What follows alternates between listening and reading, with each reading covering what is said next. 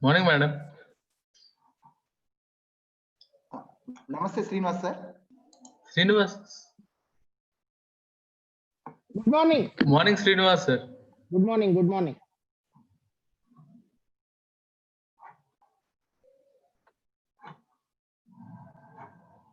Madam, PPT దొరికింది మీకు పర్లేదుగా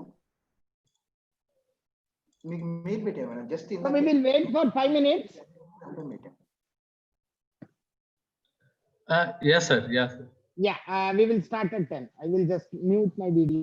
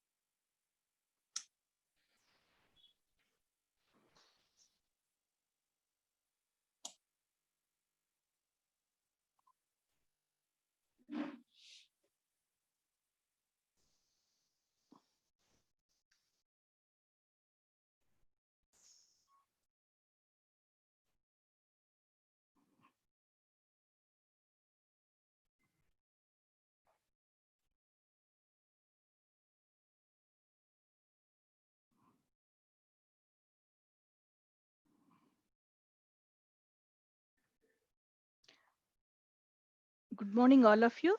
We'll wait for 1 minute to gather all the participants to log in.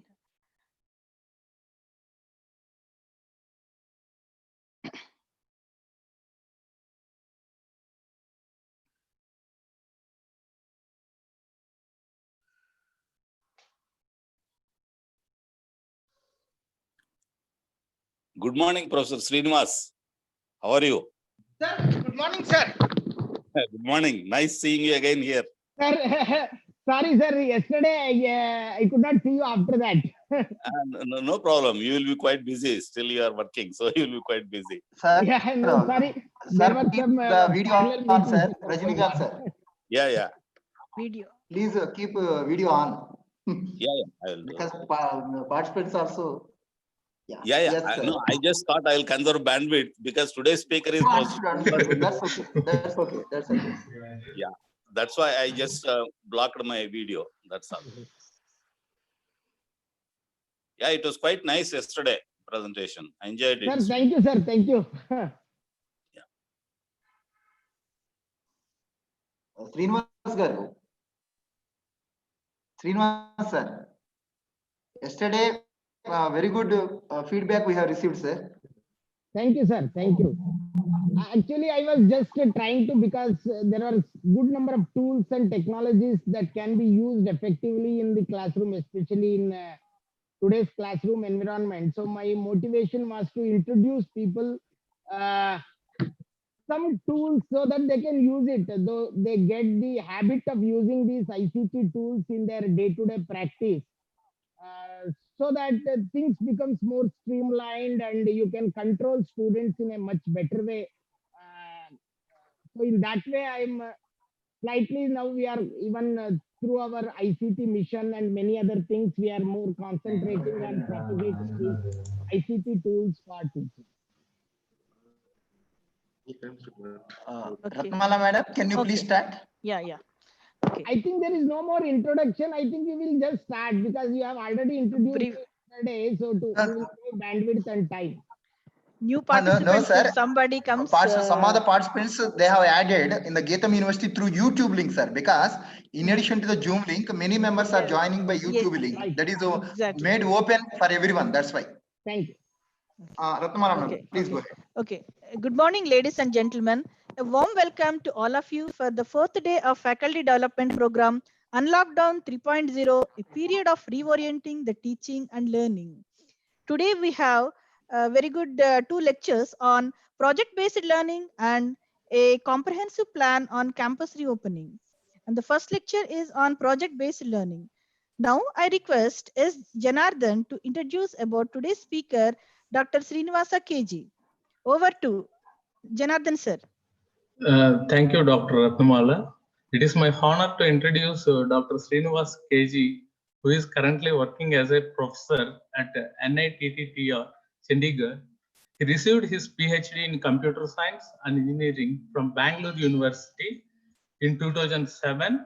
He is the recipient of All India Council for Technical Education Career Award for Young Teachers, Indian Society of Technical Education ISGITS National Award for Best Research Work Done by Young Teachers, Institute of Engineers India IEI Young Engineer Award in Computer Engineering, Raja Rambabu Patil National Award for Promising Engineering Teacher Award from ISTE 2012. IMS Singapore, he worked as a visiting scientist and he got this fellowship also. He has published more than 150 research papers in international conferences and journals. He has visited many universities such as visiting researcher like University of Oklahoma, USA, Iowa State University, USA, Hong Kong University, Korean University, National University of Singapore, University of British Columbia, Canada are his few prominent visits. He has authored 8 textbooks in the area of Internet of Things, data analytics, soft computing, social network analysis, high performance computing, or programming, etc. With the prestigious international publishers like Springer, TMH, Oxford, Senage, and IGI Global. He has edited research monographs in the area of cyber physical systems, fog computing, and energy-aware computing with CRC Press and IGI Global. He has been awarded Voicecast Fellowship by DST, Government of India, for postdoctoral fellowship at University of Melbourne, Australia, towards conducting research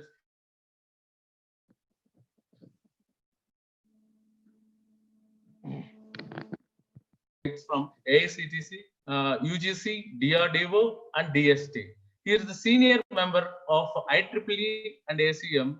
His research areas include data mining, machine learning, IoT, cloud computing, and digital pedagogy. His recent research areas include innovative teaching practices in engineering education, pedagogy, outcomes-based education, and teaching philosophy. With this short note, I'm going to hand over the session to our today's guest speaker, Dr. Srinivasa KG. Dr. Srinivasa KG, the session is yours, sir.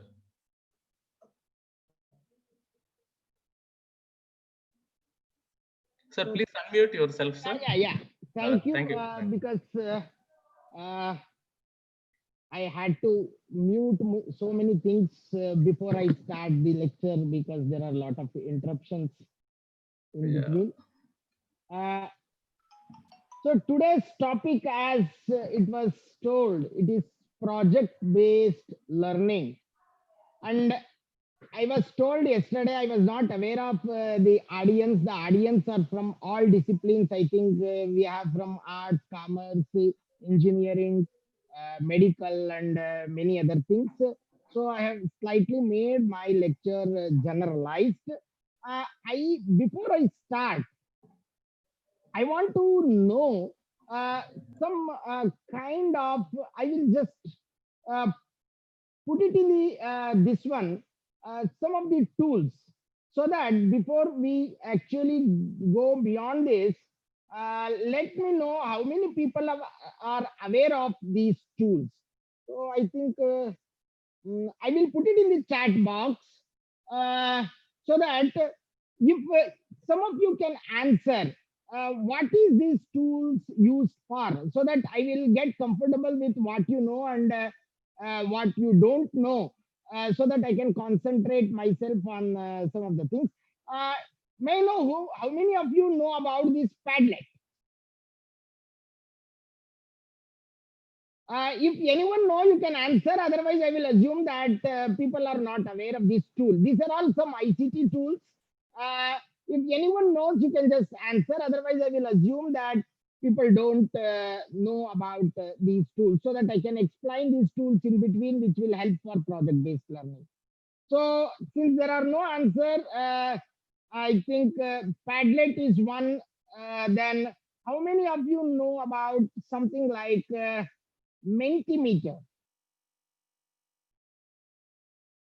There is something called Mentimeter, which is very good for carrying out the even what you say, the blended teaching, or within the classroom you can actually implement some of the active learning strategies and other things. There is one called Mentimeter. I think nobody knows about this also. There is one more called, how many of you are aware of at least this one? At least okay, somebody knows. Yeah, Sangeeta, madam knows about this. Good, thank you. There is something called Cam Studio. I think majority of you should know about this Cam Studio. It is a video editing tool. Okay, then there is something called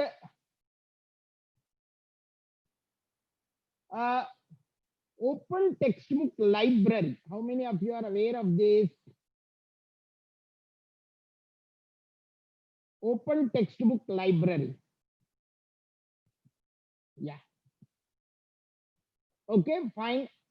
These are all, okay, so I came to know. And how many of you are aware of Google Classroom rubrics? Within the Google Classroom, there is a rubrics. So fine, some people know about Google Classroom, but only one person, Sangeeta madam, knows about it, Google Classroom rubrics. And how many of you are aware of some, okay, fine. Then there is some thing called, yeah. I think how many of you are using some LMS like the LMS? It may be LMS, can be anything, but there is one interesting LMS, Edmodo.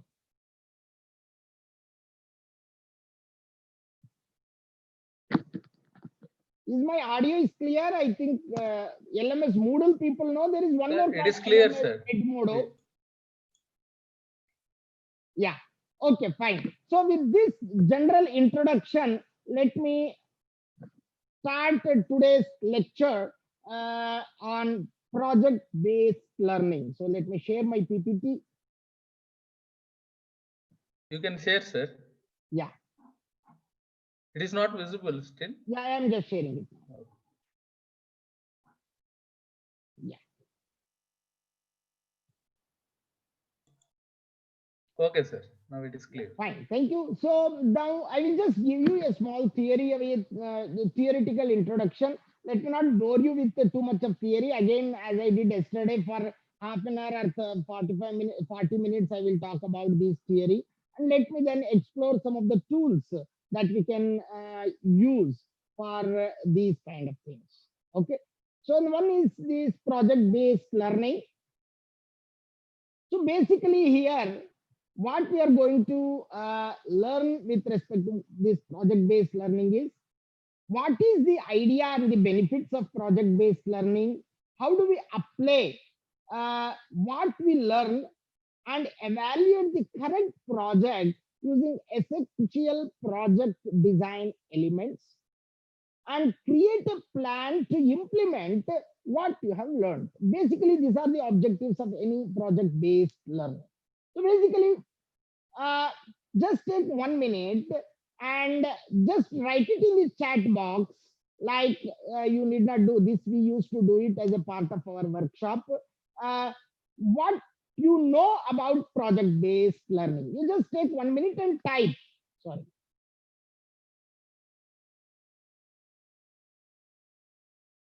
I will just see the chat box if you have typed. You just type what you know about project-based learning. Somebody has some kind of misconception like mini project. You have a separate mini project entity. Is that mini project, can you completely tell that it is a project-based learning? Or what do you know about this project-based learning? Just I want to have a, sorry, I am not able to see the chat box.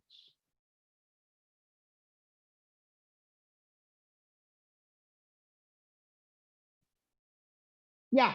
So now I have few entries here. People are little bit aware of this project-based learning. Fine. So what I want to tell you is, this project-based learning, people are experiencing it from very long time. For example, there are few bookish definitions of project-based learning. Educationalists have actually made it very clear. It is an extended inquiry process structured around a complex, authentic questions and carefully designed products and tasks. This is actually now project-based learning is not only in engineering. Project-based learning can be incorporated even in social sciences also. Okay, and there is one more called problem-based learning. People should not confuse with these two terminologies. I will reiterate these things in later slides also. It is basically focused on the process, while problem-based learning is basically focused on the process, where project-based learning is focused on product and solution to the problem. So as a part of the project-based learning, you will come out with a kind of a product and the solution. Whereas the problem-based learning is more of our teaching learning process. It is embedded as a part of our teaching learning process. And the differences between project-based learning and problem-based learning are somehow not very much clear. People use it in interchanging way. So I will leave it to you as per your perception. You can think. We will not fight on these jargons. So we will try to implement this concept effectively so that our goal, our motto is to improve our learners' engagement in the classroom. And our motivation is to bring higher order learning levels among the students. So our outcome we should try to bring it to higher order knowledge, sorry, higher order levels. So in that way, project-based learning is an improved understanding of concepts and theory. It is not only here, it is there in even from up to K-12, primary and secondary education also project-based learning is very much used. Okay. So in that way, it is not only meant for higher education. Unfortunately, in higher education, people use it very less. Whereas in the primary and the secondary education, lot of institutions and schools are actually making it compulsory, and they are using it as a part of integral part. I don't know. I was just, I made my kids to join some kind of similar project-based learning course through British Library. And it was a very beautiful experience. They have made their portal very nicely. Students were able to do all those things. They are able to present their ideas online, and they are able to do the study project and give the comparison. And it was designed very thoroughly, and proper tools were actually in place to to assess those project-based learning criteria. So I thought that earlier I have an inception that project-based learning may be effectively used in higher education, but I was wrong. Actually, it is being used effectively in including like the secondary and the primary education also.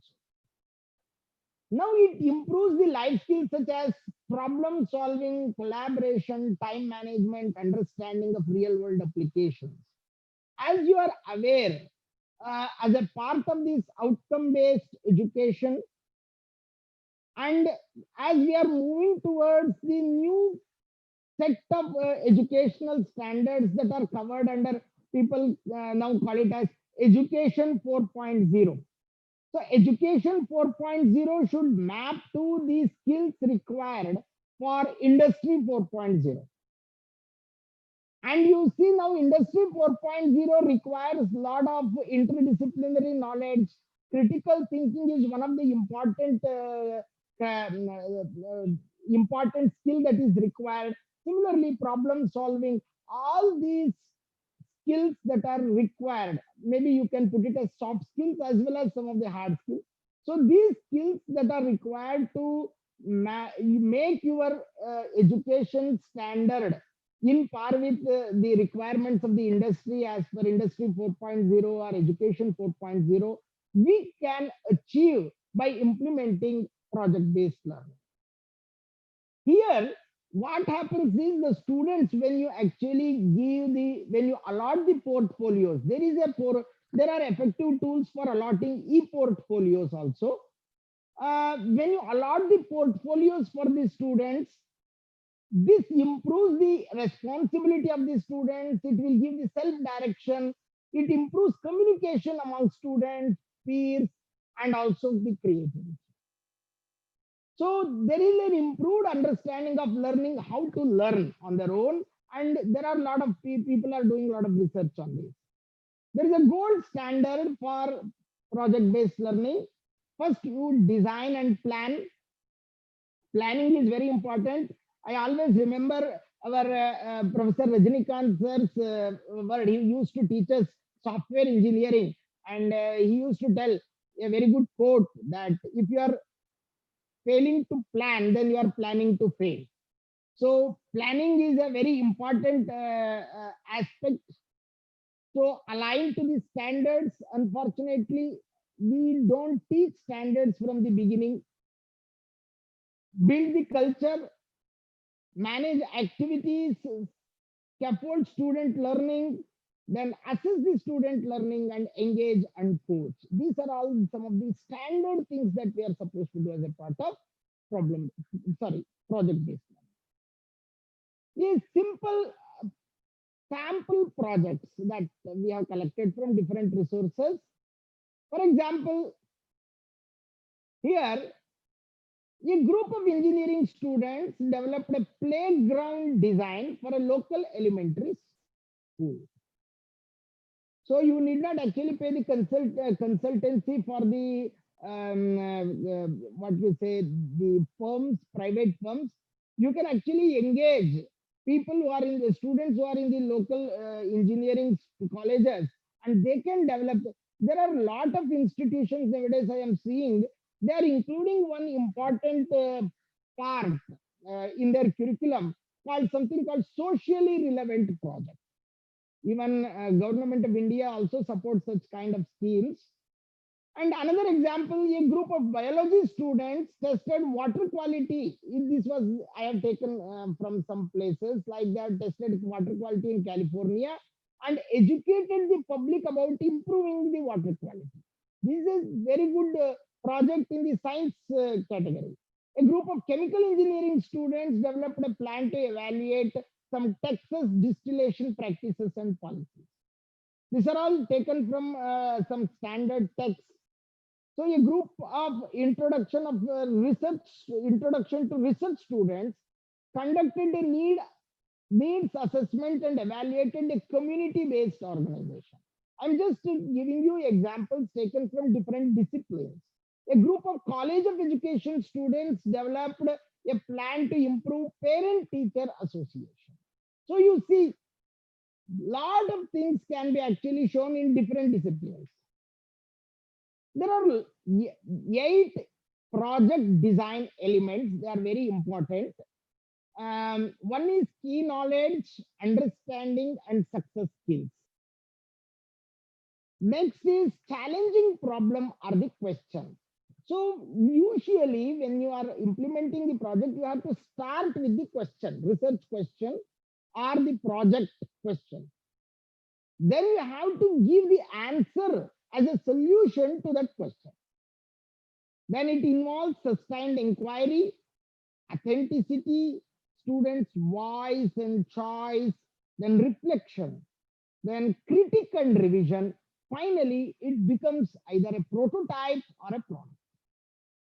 Even prototypes are allowed in project-based discussion. Okay, so these are the essential project design elements that are used in this one. Then in knowledge and understanding, basically what we do, we try to apply the key knowledge and understanding will involve application to real world experiences. Okay. Okay, 1 minute.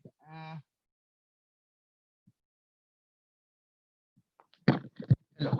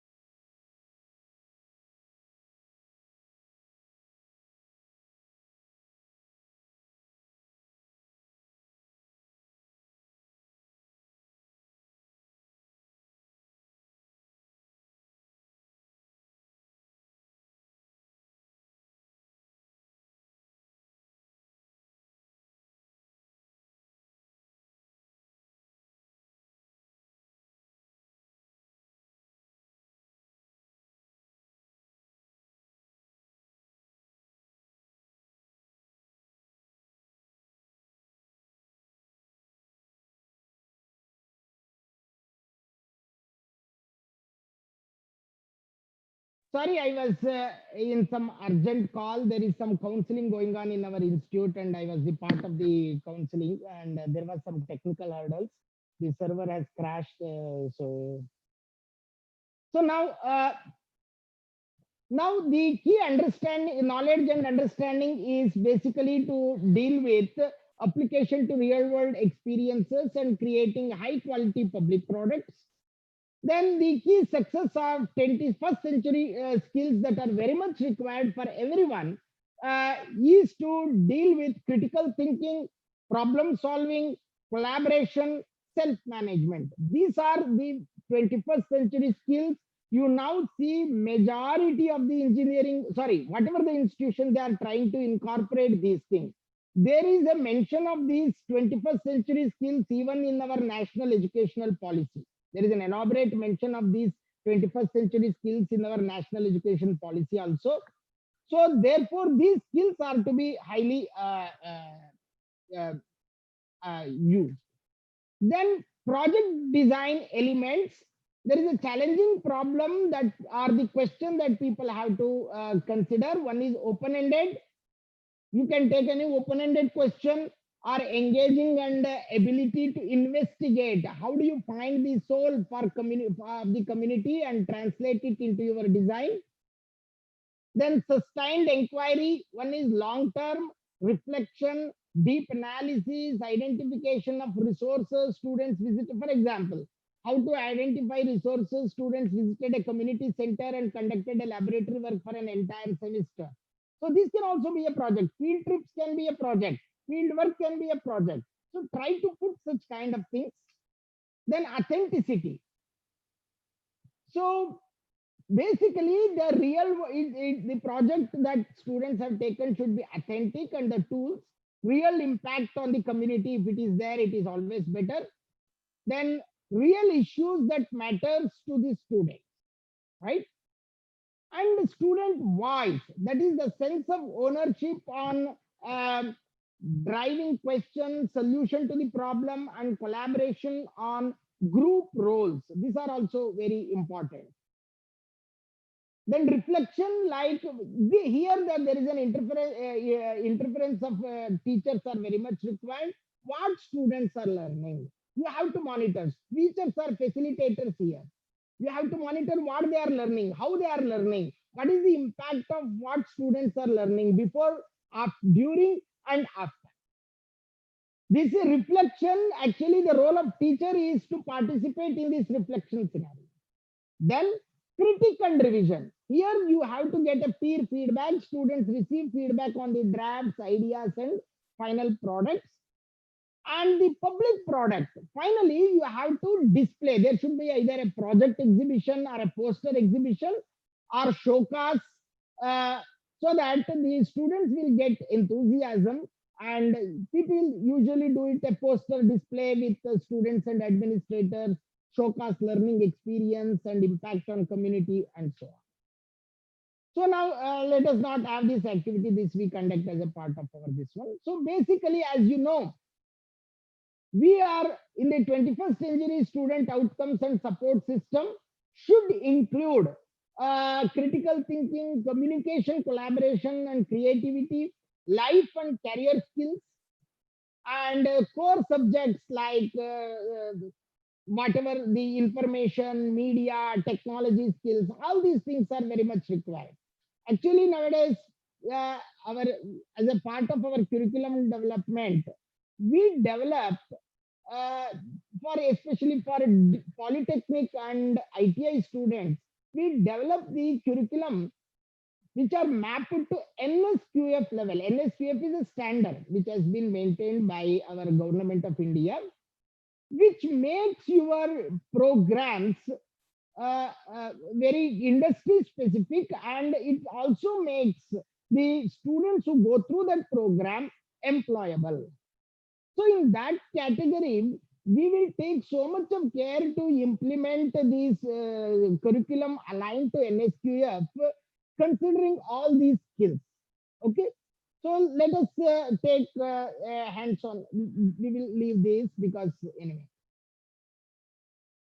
So usually this requires some kind of initiative from the teachers. Teachers have to actually take this one. People have to worry about scheduling and all these things. Integrated technology instruction. As I told you, we need to work with the technological, ICT based tools so that you can effectively implement these kind of new pedagogies with these students. Okay, and you have to have some kind of outdoor the classroom. You should have some kind of project room, project lab, and other things. There is some concept to implement this in this one. It is called maker space, which is this name is very famous abroad. Every university or the community college or polytechnic, whatever you say, they will have something, some space called maker space. So this maker space is the place where actually students are exposed to do all such kind of activities. In some places, it is called some idea generation labs. In some places, we call it as a project lab. So whatever you call by different names, as I told you, I don't want to fight on these jargons, but you should have some kind of free space for the students to carry out these projects, right? So then coming to, you should have a supporting parent base. For example, some projects may involve taking students out of the campus, or some projects may involve taking students out of the city also, or they may have to actually put some investment. They have to stay beyond your working hours in the laboratory. So parents are to be informed that your kid is actually working on your son or daughter is working on a project, so that requires its special out of the classroom hours, and he has to participate. So parents have to support. Parents cannot be conservative on some of these things, and you should actually make some kind of frequent workshops. So what is exactly the difference between a PBL and a project? Basically, they are slightly different. Um, Students learning to tackle a realistic problem as they would do in the real world. Here we have increased student control over his learning. It is a very periodic check. Okay, and teachers will serve as coaches or facilitators of inquiry and reflection. And students work in pairs or groups. And there is an emphasis on creation and publication. Okay. So this contains most of things. Significant contents they have a driving, it starts from here. Every project will have a driving question, and we need to know what the voice and the choice, revision and reflection, public audience, and in-depth inquiry. These are the important skills that are the part of project based. Usually you should have a goal. This we were discussing in some of the things in some of our curriculum projects also. You make everybody to at least carry out as a part of the program. These two I have just written for somebody else. We are conducting some program for them. One interdisciplinary project a student has to do in his program period. Then one technology project pertain to their discipline, if they can do, and one integrated digital information technology and a device, okay, that ties all together. So he creates, this is what we talk in even cyber physical system, he completes the loop. So there is an end-to-end solution that he is going to provide as a part of this integrated digital information technology. Okay, so typically the integrated digital information technology project, students will use some kind of programs or mobile apps to prepare an integrative digital map of a local water quality. See, local water quality project is highly discipline specific. Whereas if you actually put all these things as a good ICT based app, as a mobile app, then it becomes very much useful even for the common public. So this basically here students will use the components and argue. There are a lot of things, we will not worry about these things. Okay. Here again, the students will use some Web 2.0 technology to create a video presentation software and other digital applications for publishing to the community. And students see the connections between the disciplines here. They learn to solve the real world problems and they create new learning for themselves and others. This is very important. This is just again a bookish extract. Then what is the difference between a conventional approach, teaching approach, and project-based approach? One is it is teacher-centered, whereas project-based approach is student-centered. One is teacher-directed, another one is a self-directed. Here we more worry about listen, memorize, and report. Here discovery, apply, and present. Here it is independence, whereas here it is a collaborative issue. Here teacher is a decision maker. Here teachers and students both together will make a decision. Then knowledge of facts, terms, and consents. Here it have a 21st century skills. Here we have direct instructions. Here we have varied instructional strategies. Then short isolated lessons with predetermined answers. Here we have long-term investigations. Here it is standard-based, both are then assessments. Here it is a continuous assessment, school-based activity in one case, whereas it is a real-world activity. Then quizzes and tests. We have reflection here. Okay, so people should know, again, as I told you, I just wanted to repeat this.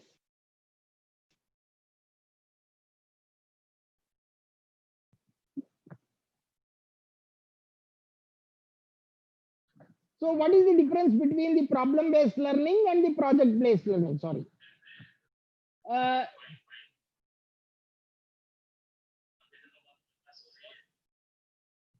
Okay, so here in problem-based learning,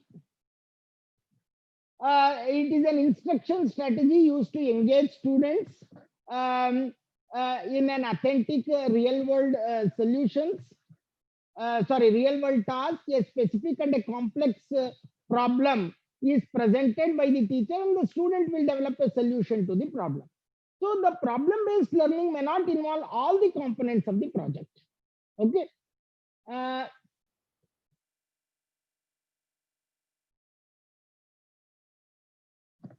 Whereas in project-based learning, basically it supports students in working in an open-ended projects or problems.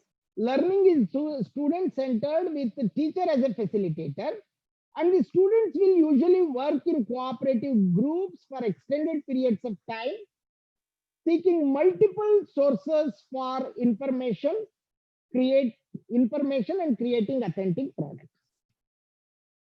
So some project examples, this I have taken to make it useful for everybody, because we have people from all disciplines. One is, there are a lot of different kinds of projects. One is called seasons project. In this project, an young student will take on the roles of, for example, botanist, explore the question, how does the world change during the school year? They record the observation, collect the data on the tree changes during the season. Later in the project, students will share their findings with some kind of people, and this is called seasons project. Another one is called an ambassador project. In this project, social studies students assume the roles of a Stafford to US ambassador, working on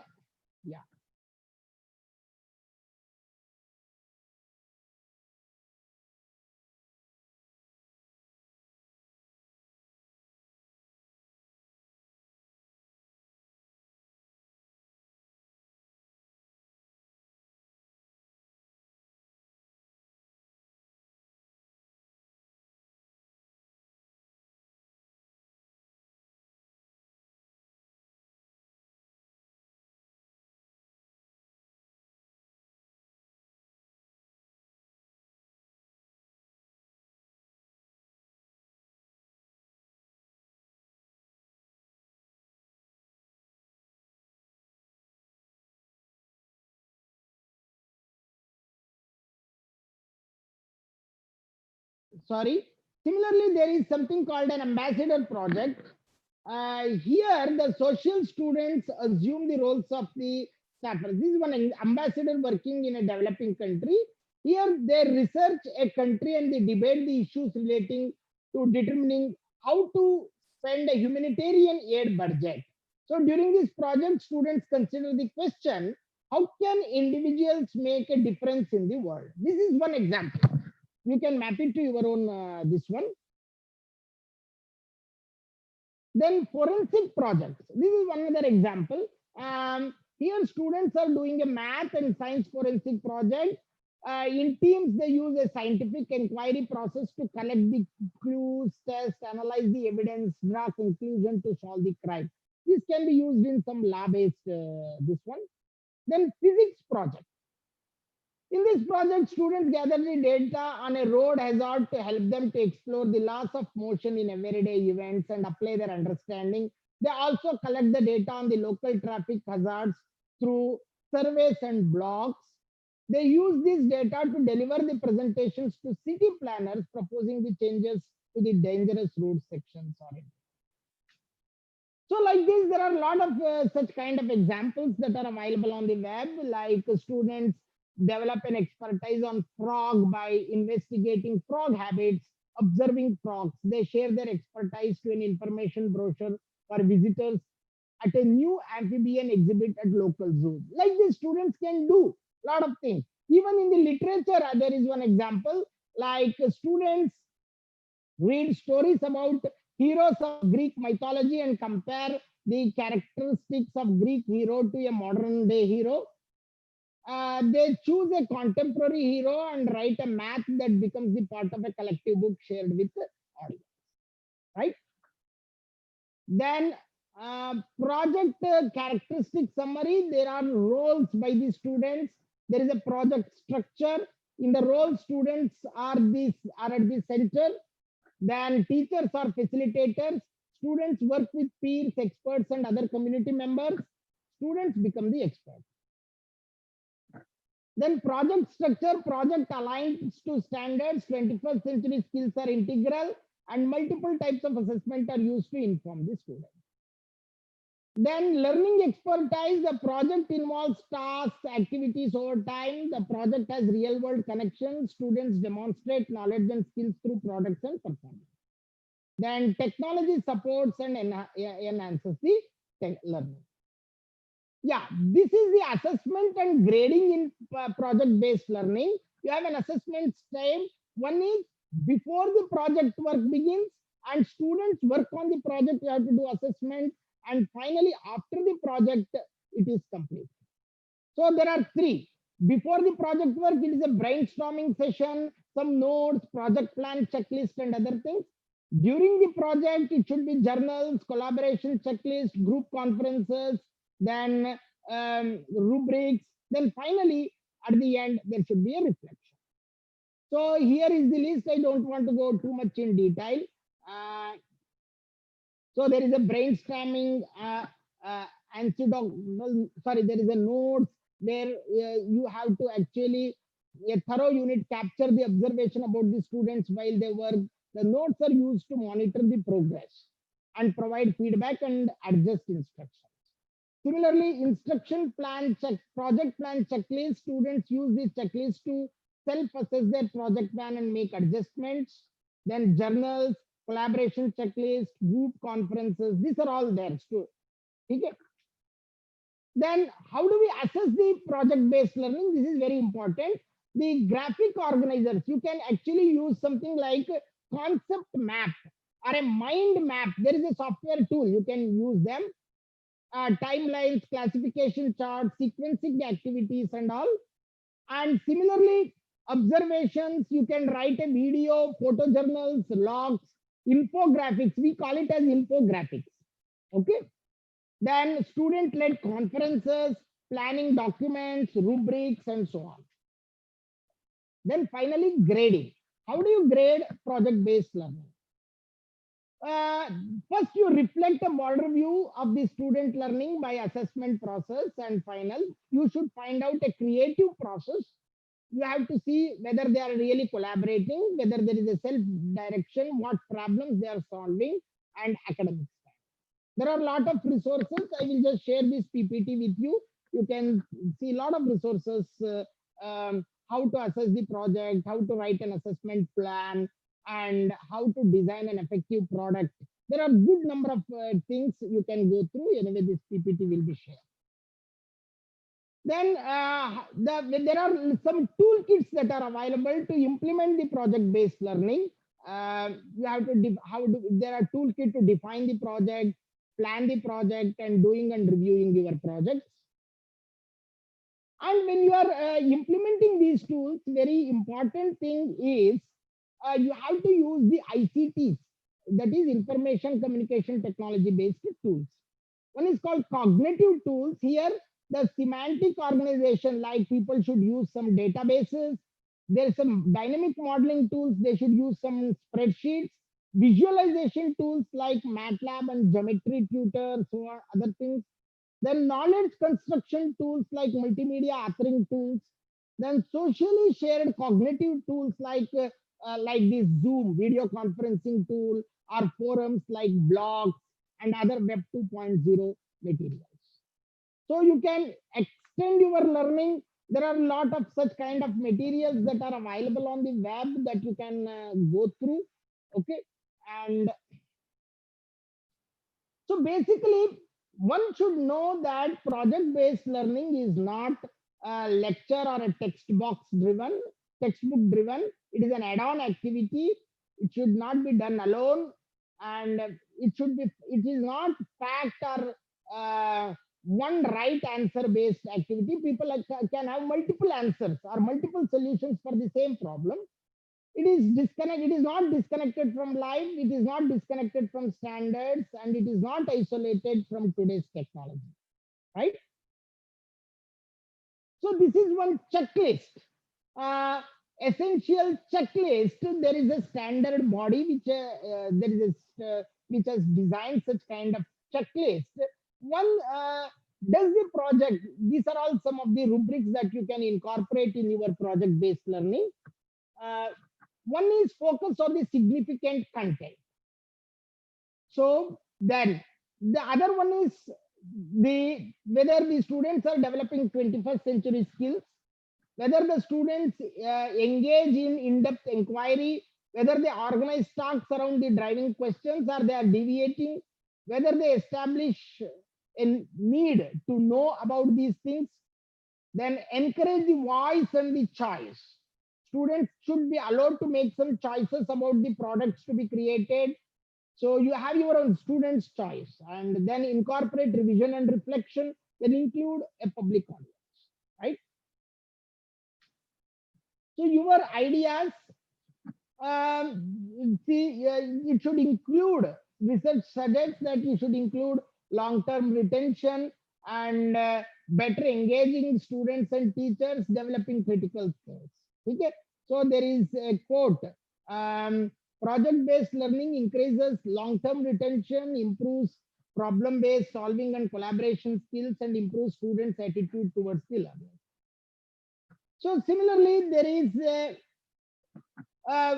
is a way of thinking. So you should change towards creativity, critical thinking, problem solving, decision making, and learning, and so on.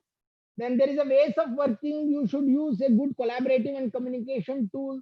The tools for working, you should move towards ICT tools.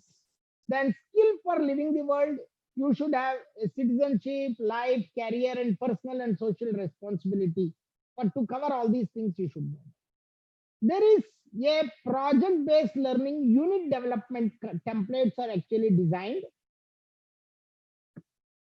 Okay, so here what students will be able to understand, what are the essential questions the students will know, what is the phenomenon, the entry point. There are good number of templates, as I will share these slides with you, so you will come to know.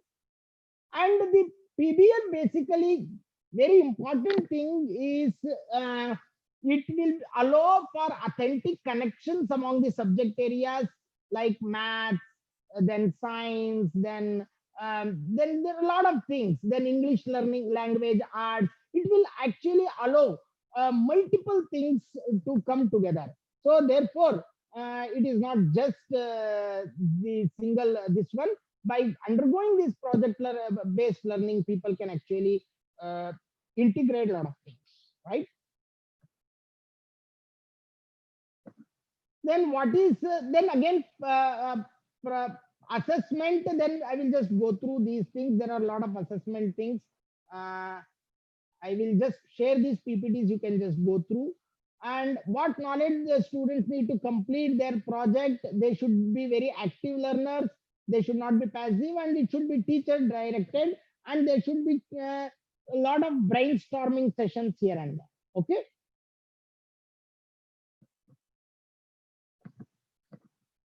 So now, coming to the final project, the choices should include their partners, what the product should look like, how they use in their time, what subject they learn about, what are their goals, and how they are reassessed, and dates for interim checks.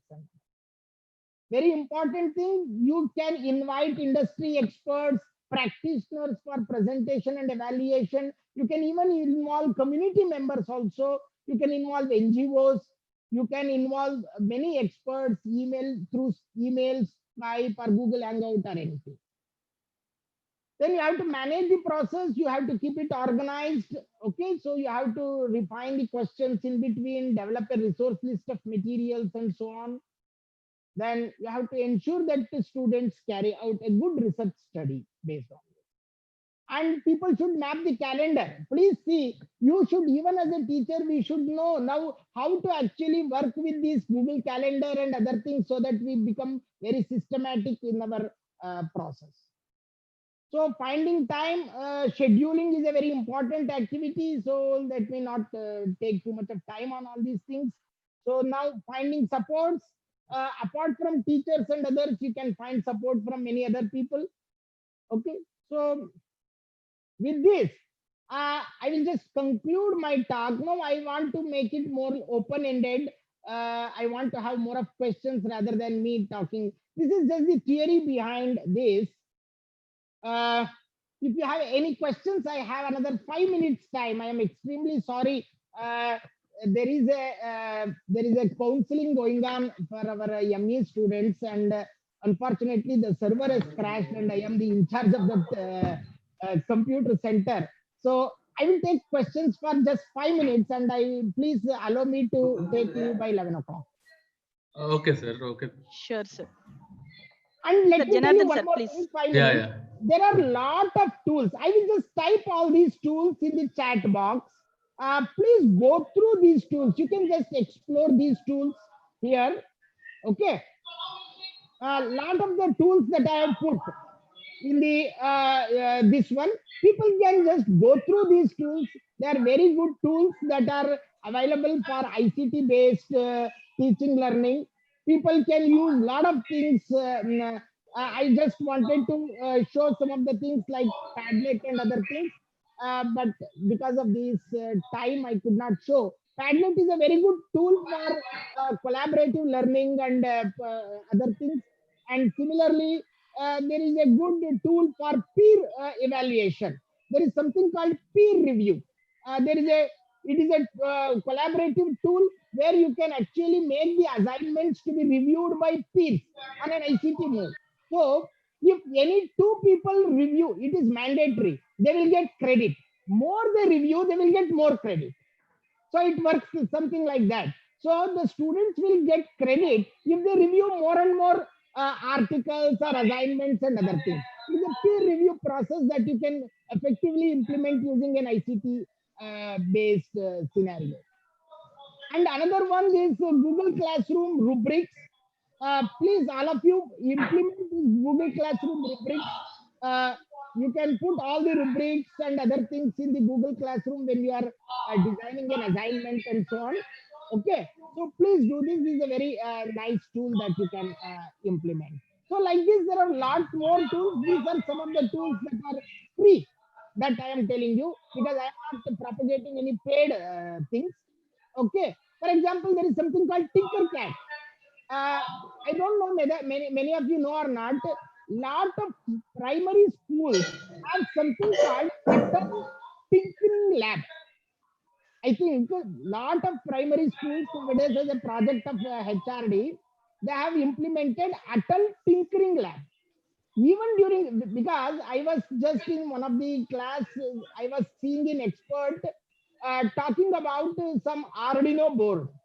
Then my daughter, who studies in 4th standard, she immediately came and told me this has been taught to us in our tinkering lab. So we are teaching the same thing for our graduate students also. So there are good number of adult tinkering labs. They are doing really well. And the students are actually participating in creating the robots, creating small IoT based projects without being aware what internally and technically it is. They are using a black box approach to make the students more, what you say. So these things are actually happening at the school level. You believe me or not, if you are if you have a B.Ed education in your faculty, I think they will tell you peer tutoring is effectively being implemented in primary school and secondary too. What happened, I was a mentor for one of the schools, an educational expert. I saw how they have implemented a peer tutoring. Every lower school children will be attached with one higher school boy or a girl, and they will be acting as their tutor. It is a peer tutoring. So 7th standard boy or a girl will be the mentor for a 3rd standard boy or a girl. And every day, 1 hour, the 7th standard boy will teach us and clear the doubts of the 3rd standard or 4th standard boy. And we have found out in research that they share with the 7th standard boys much better than the teachers. With the teachers, they don't want to ask any questions, but with their peers, they want to ask more questions. So these things are being effectively implemented in schools. But unfortunately, problem is in our engineering or in the graduate education, students are more assured. They may be doing this informally, but we have to try to put them in some platform so that we monitor it, record all these things for effective things. I have shared the tools in the chat box. Thank you, sir. Thank you very much for your enlightening lecture and the interest of these tools, what you have sent. Really, those are helpful to us, especially in this Corona period.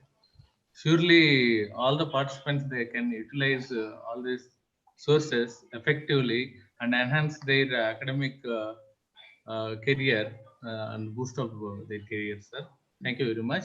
And even due to the interest of time and your busyness, I am limiting One last my case question. study I just Please, wanted to tell you. please, sir. There is a Kendriya Vidyalaya here, and we have taken a project of implementing this project-based learner for the 9th, 10th, and 11th standard boys and girls of Kendriya Vidyalaya. So you believe me or not, they have been deployed to effectively manage the garbage collection scenario in Chandigarh administration. They have just made these students to find out exactly what is the problem of this garbage collection, where exactly, what is the root cause.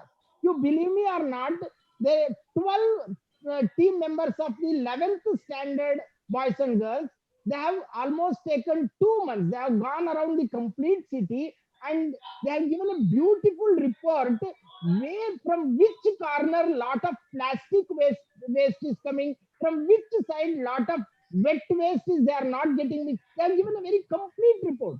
They have given a actually, you know, ये छोटे बच्चे हमारा बात सुनते हैं, बच्चे बड़े होने के बाद हमारा बात नहीं सुनते. तो हायर एजुकेशन में वही बात है, बच्चे हमारा बात नहीं सुनते. They feel that the teachers not much aware of things than us. Even youngers will show generally more enthusiasm, irrespective of that whether it is a waste or good.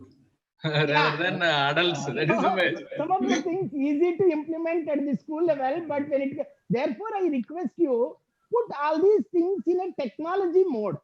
So for example, I will tell you, if you give an assignment orally and if you tell that tomorrow is the deadline, what happens? The student will come and beg you, sir, मेरा father का थोड़ा problem हो गया था, मैं hospital गया था और 2 दिन हमको extra time दे दीजिए, we will submit day after tomorrow. They will never follow the timeline. Instead, what you do, you put a server. In that server, you tell by tomorrow 12 o'clock the server will close. So definitely you will see 99% of the students will put that will upload their assignment in the server.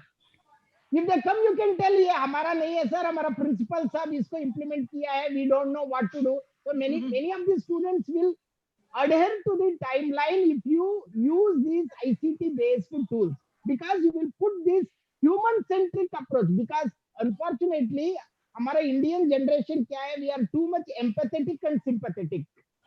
यार बच्चा चलो हमारा जैसे ही है, थोड़ा फायदा दे देंगे इसको, 2-3 मार्क्स ज्यादा भी दे देंगे, कोई दिक्कत नहीं है. We are, in the sense, we put our sympathy and empathy things in our evaluation and assessment also. So if you try to include this technology where there is less room for these kind of human centric issues, then definitely our performance will become better. Thank you, sir.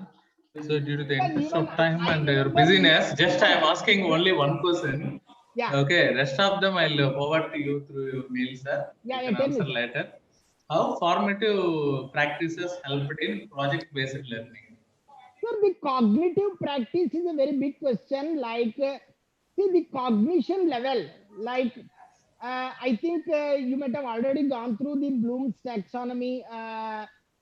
This one in the project-based learning, we expect our students to exhibit the higher order cognitive skills, like they create, they evaluate, they apply. So these things, there is less scope for understanding, evaluating, understanding, recall, and other things. So in that way, we are trying to make the things in a much better way. So in that way, problem-based, and there is one more small suggestion. All subjects cannot fit for project-based learning. Okay. So you have to, your board of studies or department should identify which is the best subject that we can offer through this project-based learning. Then you have to create the entire syllabus that will fit the project-based learning framework. I will show you, I will write one, there is a beautiful MOOC course in Coursera. I think electronics and computer science people can appreciate. It is completely on project-based learning. NAND to Tetris, NAND to Tetris. Here, in this course, basically from flip-flops to building a computer, they will take a step-by-step. They will teach the concept, as well as by the end of the course, they will end up with building a computing infrastructure. It is a beautiful course, NAND to Tetris, which is available in Coursera. You can just go through this. It is completely a project-based learning course. So the other one, you can use good number of simulators. There are a lot of simulators used in especially engineering and other sciences to implement this. Okay, so you can use simulators also as a part of this project. Yeah. Thank you, sir. I'm handing the session to Dr. Ratnamala. Yeah. Thank you, sir. Thank you very much for the wonderful Thank you, lecture. I'm leaving because I'm an absent. Sure, sir. Thank you very much. Hope I have Okay, just 10 minutes I could not spare, so other things are fine. Thank you. Thank you, sir. Thank you very much for the wonderful lecture, sir. Actually, which is very much required. Okay. Coming to the next session, next speaker is Mr. Sethuraman Egappan. He'll be talking on the comprehensive plan on campus reopening. Now I request Dr. Venkatratnam sir to introduce about the today's speaker. Over to Venkatratnam sir. Thank you, Dr. Ratnamala, today's convener of the FDP program. Thank you, madam. And it's my pleasure to introduce another eminent speaker of this series of the lectures in the FDP series is Venkataraman, Sethuraman Y. Sethuraman Y completed his master's in environment management from Bharatidasa University, certified biochemist, diploma in the industrial safety, DMLT, And now he is the general manager for the Sodex India. Health, safety, and environment handle south part of the Sodex India's business requirements.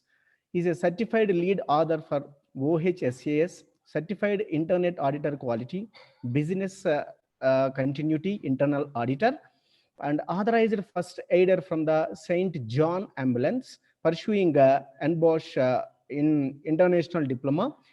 And he's having strong skills in the local and international legal requirements, management systems of training, sustainability projects. Seturaman started career as a EIA, carbon credit consultant before entry into the e-waste recycling and precious metal recovery industry. Subsequently moved to the South Africa, Angola, and Mozambique to handle EHS projects in the manufacturing, mining, logistics. Now exploring to learn from the facilities management, real estate, property management space for the quite number of the years.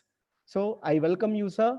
Please share your screen and give your valuable inputs to the series of the lectures happened in the FDP series. I welcome you, sir. Please. Thank you, Mr. Dr. Venkatram and Dr. Ratnamala. I'll quickly share my screen. Let me know when you all can see it.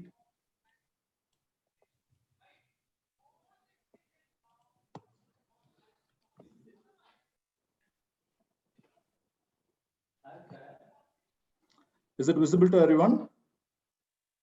Is it Okay. visible, sir? Yes, it's visible, sir. You can go Okay. ahead. Thank you so much. And good morning to everyone. Thanks for having me for this session. So I've been following up all the sessions before, and it was wonderful. Thanks for all the good work which Geetham University is doing. And I would like to thank and hats off to all the teaching fraternity. I think in this testing times, you all are helping the younger generation who are all the leaders of India in the future. So thank you so much. So with that note, I'll quickly start talk about the comprehensive plan on campus reopening. So we normally start with a safety moment. That's the culture in our organization. So I would like to quickly start this session with a safety moment.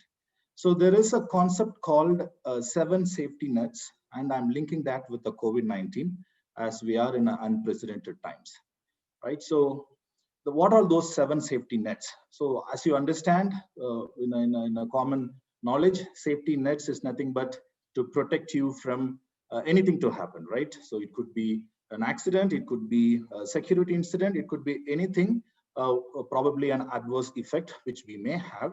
And for that not to happen, we need to follow certain process. So in that process, we always go with the risk-based approach. So we give this classic example to everyone. When we cross the road, obviously we ensure that we do a risk assessment before we cross the road, right? So that's where we start when we get into our office or a college or the campus. We are on the road, so we make sure that we do a risk assessment. So unknowingly, most of us don't know that we do a risk assessment, but we look left and right whether the vehicles are coming, and then we march forward towards the goal. So that's the idea. So likewise, we have risk assessment.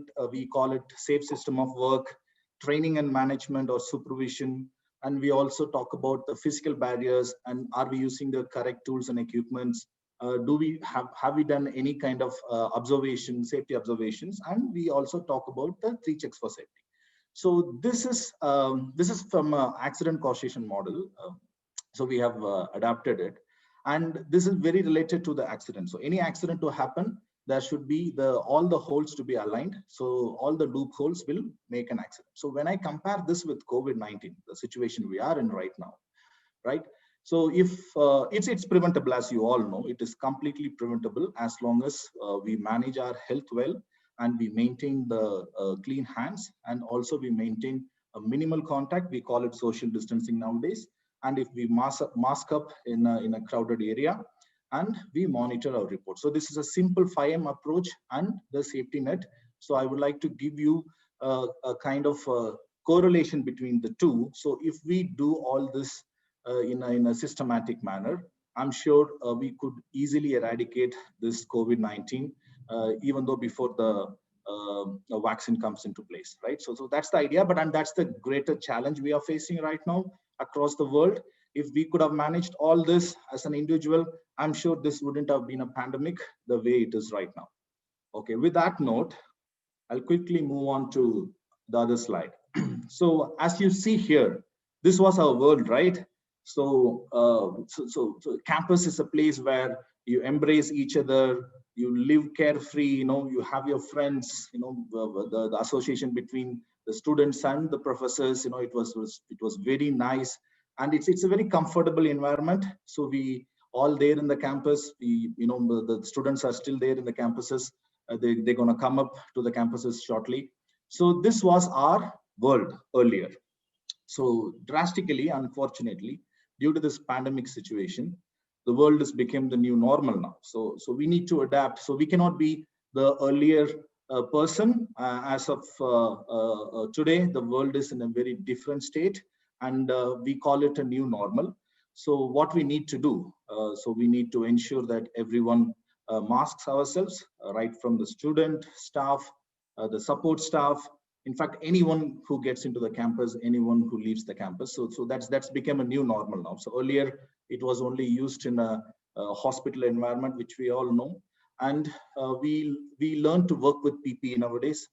Earlier, of course, the personal hygiene was a requirement, but we don't use gloves, we don't use mask, we don't use any other protection or face shield when we are with a crowd. But the new normal warrants these requirements because we don't know from where we get contaminate ourselves. So that's the tagline. And now we have online classes. Thanks to Dr. Srivatsava, who was talking about all the project learning before.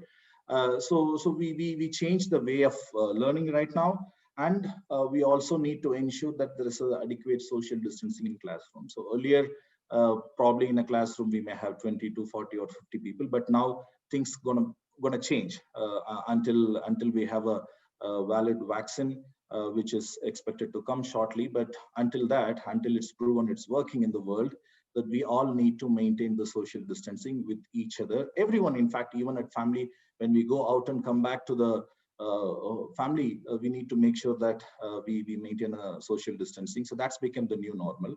And see, food court is something which we all like to go as a friends, as a colleagues. So we all get into a food court, and that's where most of the things we discuss, correct? Whether it's personal, whether it is social, anything we socialize in the food courts. But now it's become different. We should not be having a person next to us unless there is a 1 meter distance, unless there is a barricade between us, so that there won't be any contamination. Unknowingly, because of increasing trend, if we see, most of us are asymptomatic, so we don't even know whether we have this infection, and we may tend to contaminate someone who's having an immunocompromised situation. So they may have it unknowingly, we may transfer it to them. So that is why we need to have the social distancing in food court. And then the disinfect. Now earlier, we all talk about cleaning, personal hygiene. That was in part and parcel of our life.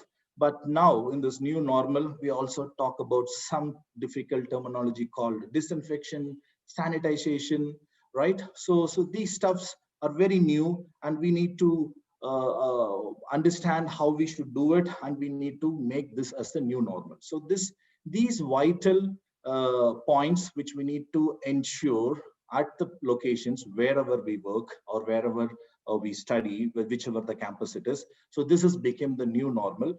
I know it's become tough, and as mankind have not seen such a pandemic for 100 years now. I think there was a Spanish flu earlier, but after that, I think this is the catastrophic event which impacted across all the nations, and a lot of millions of people have been affected, and still people are getting affected.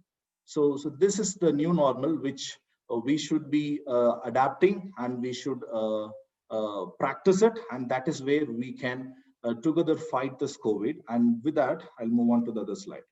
So okay, so now let's come to the question: what is needed to be prepared to reopen the campus, right? So this question comes in. So anyways, we need to start, and we've been 6 months out of the campuses. So the time is coming up that we may need to get into the colleges. We may need to see the alternative learning methods. So the entire teaching fraternity is working in a different methods. So from a facility perspective or from a campus perspective, the industry, we call it facilities management industries like Sodexo, and there are many companies. I represent Sodexo. So likewise, we have many real estate companies who manages the campuses, right? So when it comes to campus, it's not only about student and the staff safety, right? Because we have a situation right now, even a fruit supplier who comes into your facility might contaminate it, or even the frontline team we call, or even a security guard who's at the gate, who's unknowingly got this contamination, who might spread it to the larger people there in the campus. So we need to look at all that particular area. And for that, foremost, do you have a faculty and admin staff? Obviously, every campuses will have someone who focused on managing the staffs. We call it support staff, who supports the campuses to run. So when I call support to the campus, it starts from the security, it starts from the gardening team, it starts from your housekeeping team, it starts with the technical and maintenance.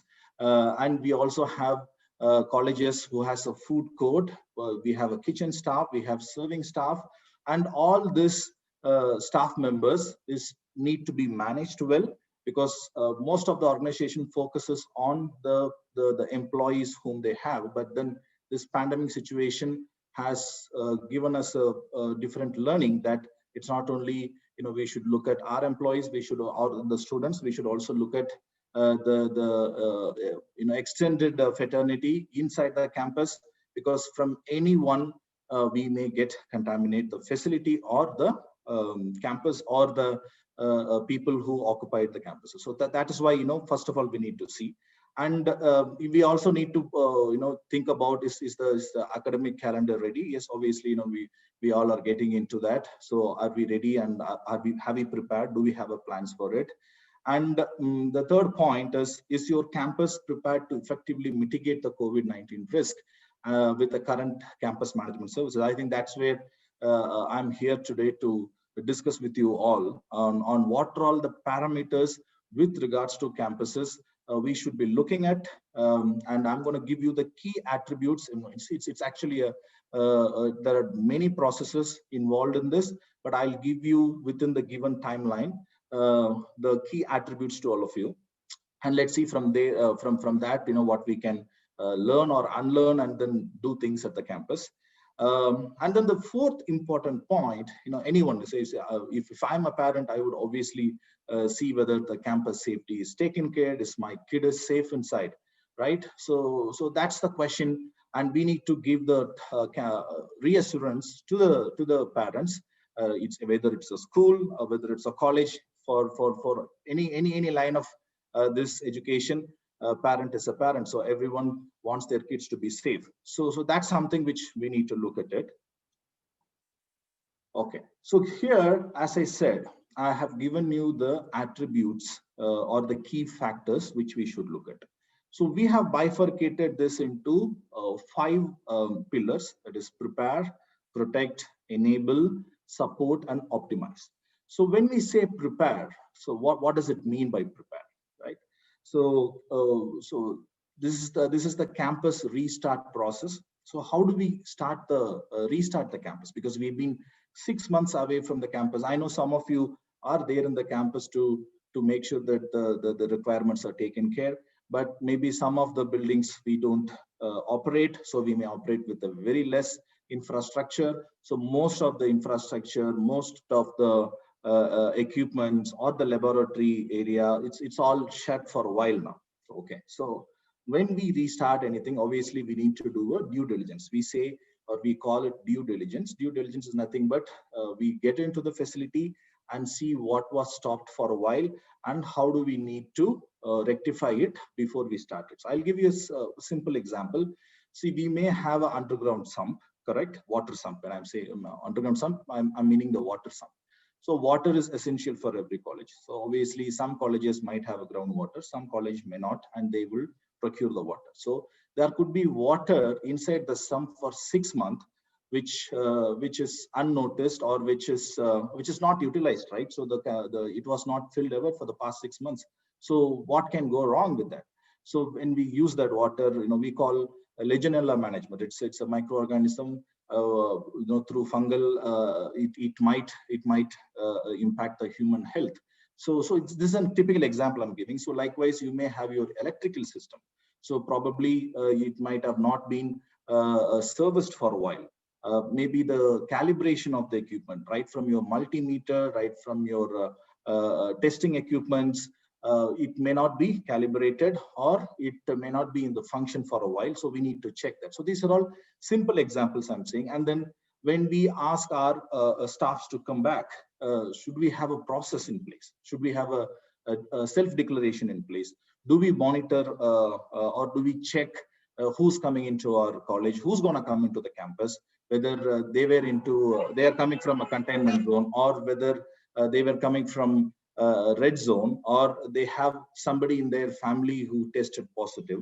So all this information we need to ascertain before we restart the campus, and that's the process. It's a continuous process. It's not that one-time activity. But before we say that yes, the campus is ready for everyone to occupy, and we need to look at all these areas which I have said. See, it could lead to a infection if we don't do it, or it could lead to a severe accident. So that is where the two areas of this need to be looked upon very clearly. And we need to also have the welcome back in terms of to campus communication support. So you may also need to prepare, what kind of communications we're going to give it to the students.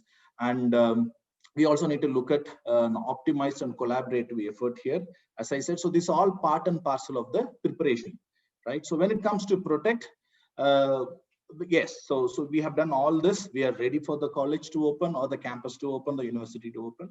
Right now, people gonna walk into the facility. So what are the controls we have? So that comes under protect. Yes, we check their body temperature, and we also ensure that the transport medium which is used by the students and staffs is disinfected properly, and we have a proper social distancing. That might require some infrastructural change. It depends upon the campus we work with. And if something needs to be created, we should be looking at, or something needs to be isolated, we need to look at it. And we also need to, as I said, as we are discussing the new normal, we need to ensure that we have adequate PPEs. We try to put up more of a contactless services. So if I see here the hazard here, we call it safety hazard and risk. So the hazard here is obviously the infection, and the risk is more. But if you ask me, it is the hazard is the people cluster. Okay, if everyone is separated, if no one is talking to each other physically without a social distancing, with adequate protection of personal hygiene, I'm sure we could have eradicated this issue 5 months back or 6 months back, or when it was reported in China itself. But that's where we need to look at anywhere when the human beings are getting into a common area, and that's a major hazard. So how do we distance it? How do we control it? And that's where the protect comes. And then there are areas where we need to enable it. So under the digitally enabled cafeteria, this is an example I'm giving. So there are cafeterias where we used to pay the money and we get it. We do the it's like a buffet system earlier, but now things have changed. You can order it. You can order it through. We have an online system now. We have a packed meal system. So there are many concepts is available right now to with the minimal contacts, or there is no contacts at all with the user. So that's how something which we need to look at. And when I need to talk about support, is there should be 360-degree communication, especially creating an awareness with everyone.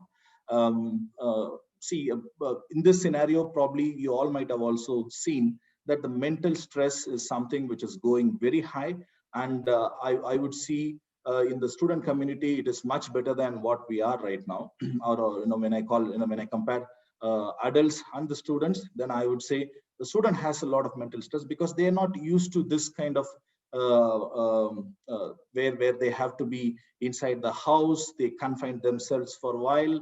And it's been a while now, so they're still confined and parents are scared. So there should be a lot of communication going for a support to the team. It's not only to the students, to the staffs, as well as the support staffs, which I'm talking, right? Then prepare a plan where we need to see whether, when I call a plan, it could be a pandemic response plan, it could be a business continuity plan, or it could be welfare plan, or it could be communication plan, right? And then see whether the communication plan is working, and see whether you have adequate resources to communicate to the team, and so that there is no much impact with the mental stress and all other requirement. Okay.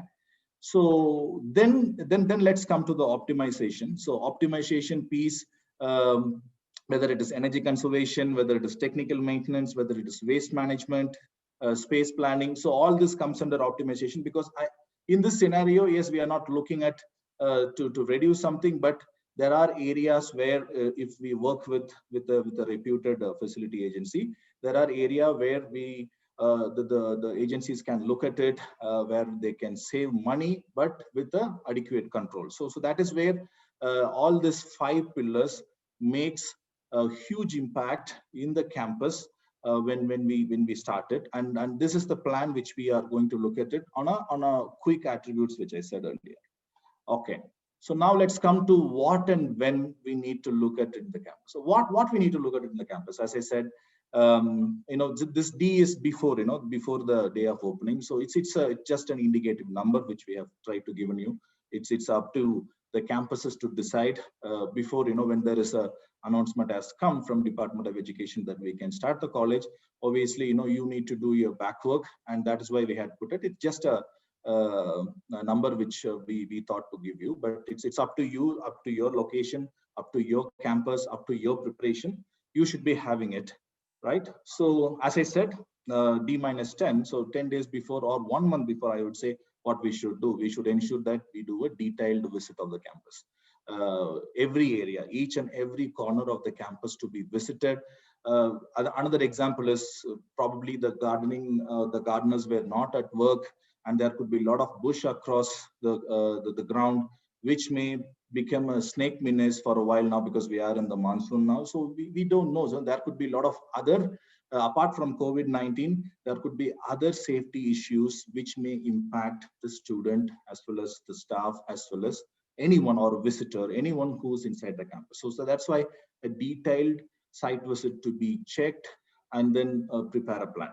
And yes, and initially, if we talk about 5 months back, there were a huge demand for PPE, and every company, I think everyone who were working on the ground, especially the college, the medical college, as well as the hospitals, they were suffering without getting PPE. But I think now the situation is improved. There are many companies have come up, but still we don't know when this second wave or third wave, which WHO and all research agency are talking, so it might come. So that time probably again we may have issues with the supplies of PPEs and the chemicals. So let's make sure that we have adequate stock of PPEs and chemicals to manage the pandemic. And chemical disinfection and fumigation of entire campus. So that this is something which I think we should do. Because in this period of 6 months or 7 months or 8 months of lockdown before we open, there could be some people who would have come and they might have contaminated the surface. So let's not take a chance. So let's ensure that we do a complete disinfection of the campus. And when we say fumigation, it's again a process of disinfection. So there are different processes like fumigation, misting. So there are with the chemical we have, and with I'll also talk about the technologies which we have in the coming slides. But yes, basic prime motto is that we should ensure that we disinfect the campus to make sure that it is not having any kind of contamination, so that we have a safe campus for the staffs and students especially, right? Then health check of equipment. So this health check equipment, again, I said it should be a non-contact thermometer, as you all might know, infrared thermometer. So like this also had issues couple of months back, and people were not able to get the supplies. So make sure that we have the quality one. Not only the checking equipment, if there is anything other coming days, coming months, there could be if the cases go severe, and there could be some research and development where now people are talking about oxypulse meter also to check, but obviously it needs to be checked by a medical practitioner. We shouldn't be taking our own judgment on it.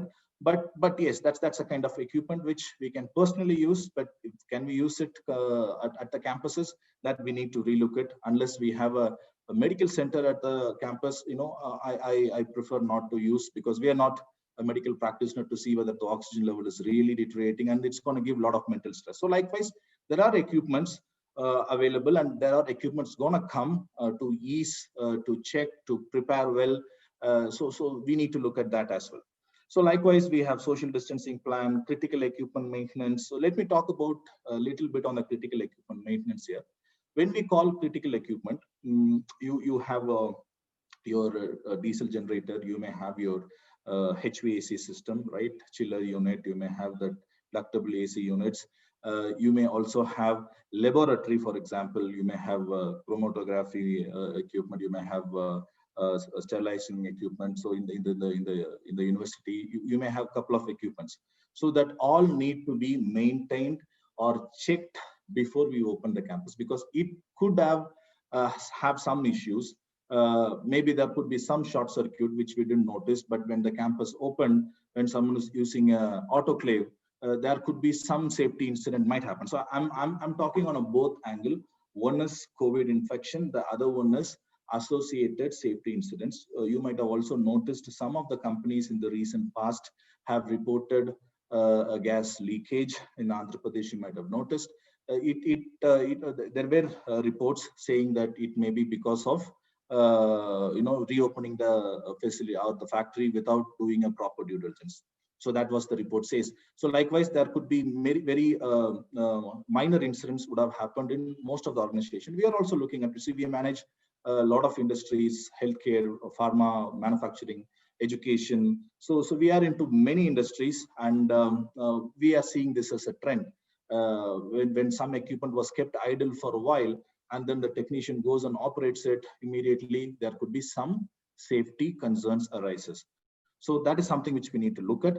And we also need to ensure that implementation and communication of social distancing plan, as we spoke, and the disinfection of buses we spoke, and ensure that we do the exercise, before we start the campus, devise all this plan, devise proper SOPs. We call it safe operating procedure, or we call it work instruction. So ensure that all these are in place, and the required staffs to be trained well. So when they trained well, they know what exactly they need to do on the campus in case something goes wrong, or on a preventive manner. So that is the focus on the supervision need to be improved before the normal days. We are in the new normal, as we say. So we need to make sure that people gets that as a habit in each and every area which we are discussing right now to be checked. Okay, so review this process, try to do a mock exercise, and then see, for example, when I say mock exercise, you may have a prevention plan as well as the reactive disinfection plan. Okay, so when I say reactive disinfection, if there is a case reported, okay, touch wood, it should not happen anywhere in the campus, but in case if there is a situation, because we need to think for the worst, and when we think for the worst, we also need to check whether the plan which you made for the worst case scenario is working. So if one staff or a support staff or a student have a positive, unfortunately if it is in a hostel, or unfortunately if it is in the classroom, then what we gonna do? So how do we isolate the primary contacts, right? How do we disinfect that particular area? What we're going to do with all these requirements? So these are all the exercise which we need to do before we open the campus. And I'll also share some of the experiences. Yes, most of the organization, I mean, in fact, all the education sectors are not working, but then still we have the experience with the other organizations, other sectors.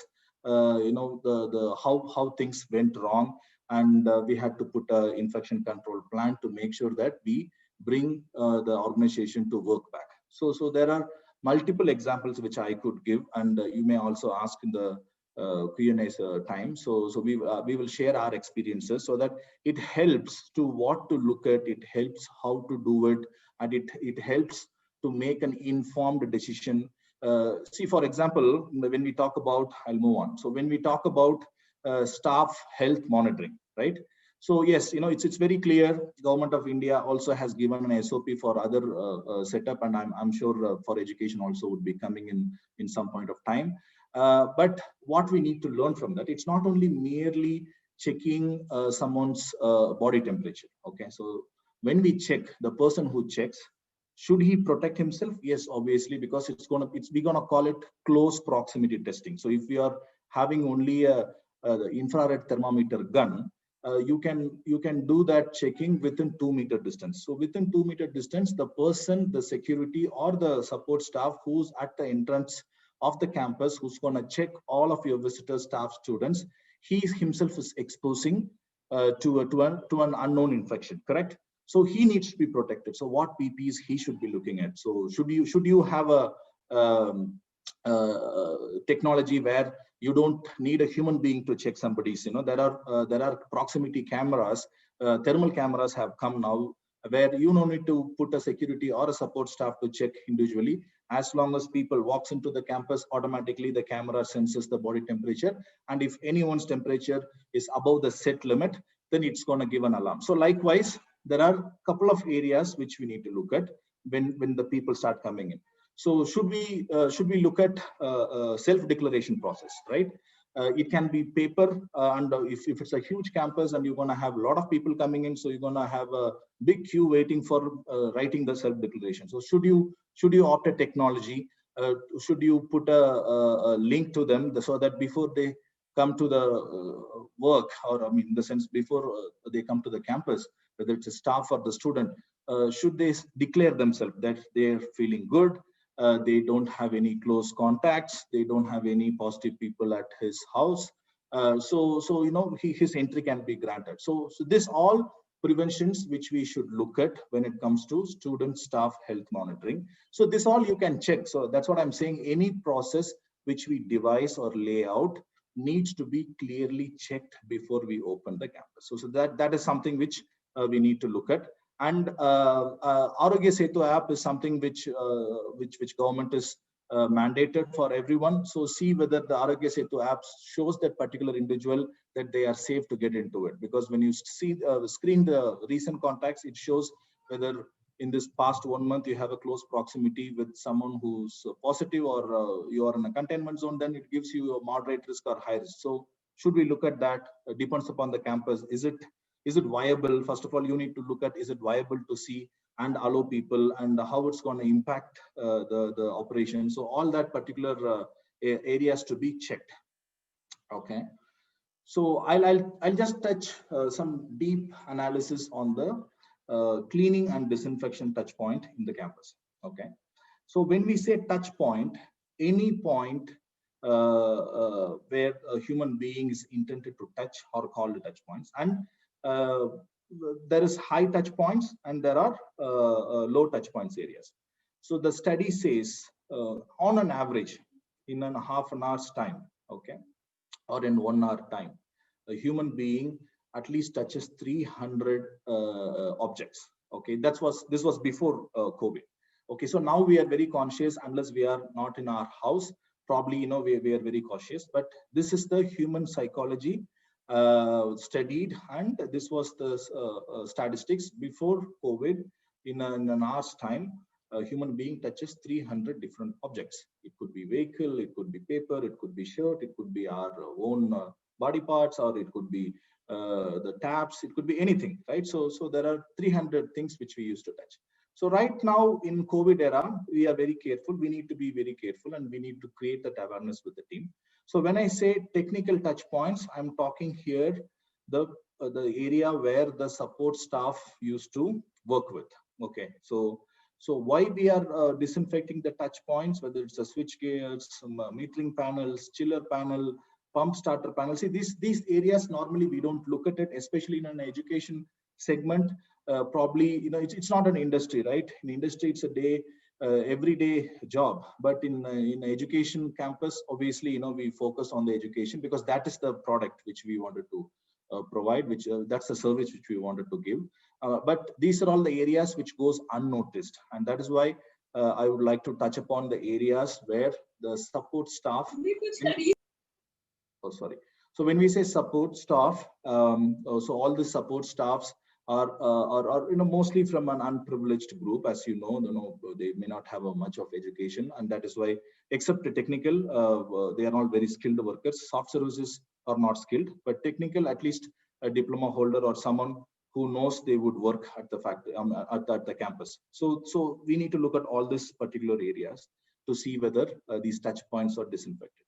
When it comes to soft services, when I say soft services, it could be the cleaning areas, the cleaning staff, the gardening staff, the pest control team who comes into your facility. So all this, or in fact, since it's a campus, we may have receptions, we may have TV units, we may have remotes, we may have computer labs, we may have a chemistry lab. In fact, we have a couple of R&D labs in every campuses. So all these needs to be checked and then see before anyone gets into that particular area, it is disinfected adequately. So what is the frequency? If someone asks, it depends upon the crowd which we used to have, depends upon the work nature which we have. So it could be anywhere from 1 hour once to 3 times a day. We can devise it according to that particular area.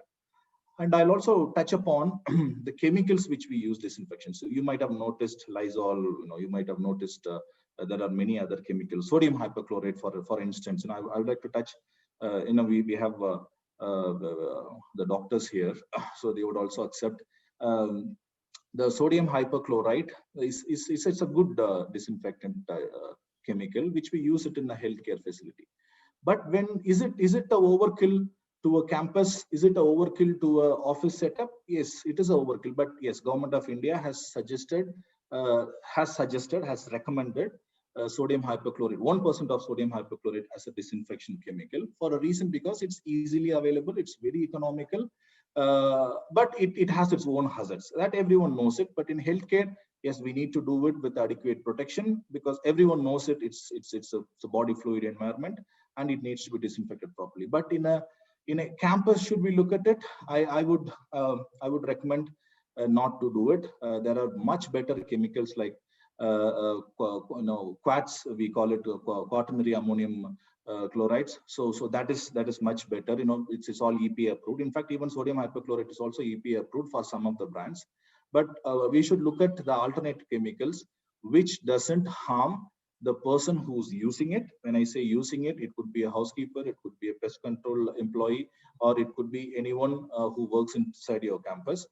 Then, since it is a campus, if we are doing a spraying, if we are doing any kind of touch point cleaning with the help of a duster or a cloth, then immediately, if a student or someone who has to keep their hands on it, then probably it may react to them, right? So it may react to them. So that is why when we look at all this area, and in fact, the WHO, along with you might have heard, there are some companies, global companies called Diversey, Ecolab, where we work with. So those companies also suggest that sodium hypochlorite, 1% sodium hypochlorite, will have at least 20 minutes to, we call it contact surface time. Okay, so when you clean it with these chemical, what is the contact surface time? For sodium hypochlorite, it is between 15 to 20 minutes for a proper disinfection. So yes, these are all told by the chemical industries, and we have to go with their words, because there is no other research papers on it. In fact, even CDC also have talked about it.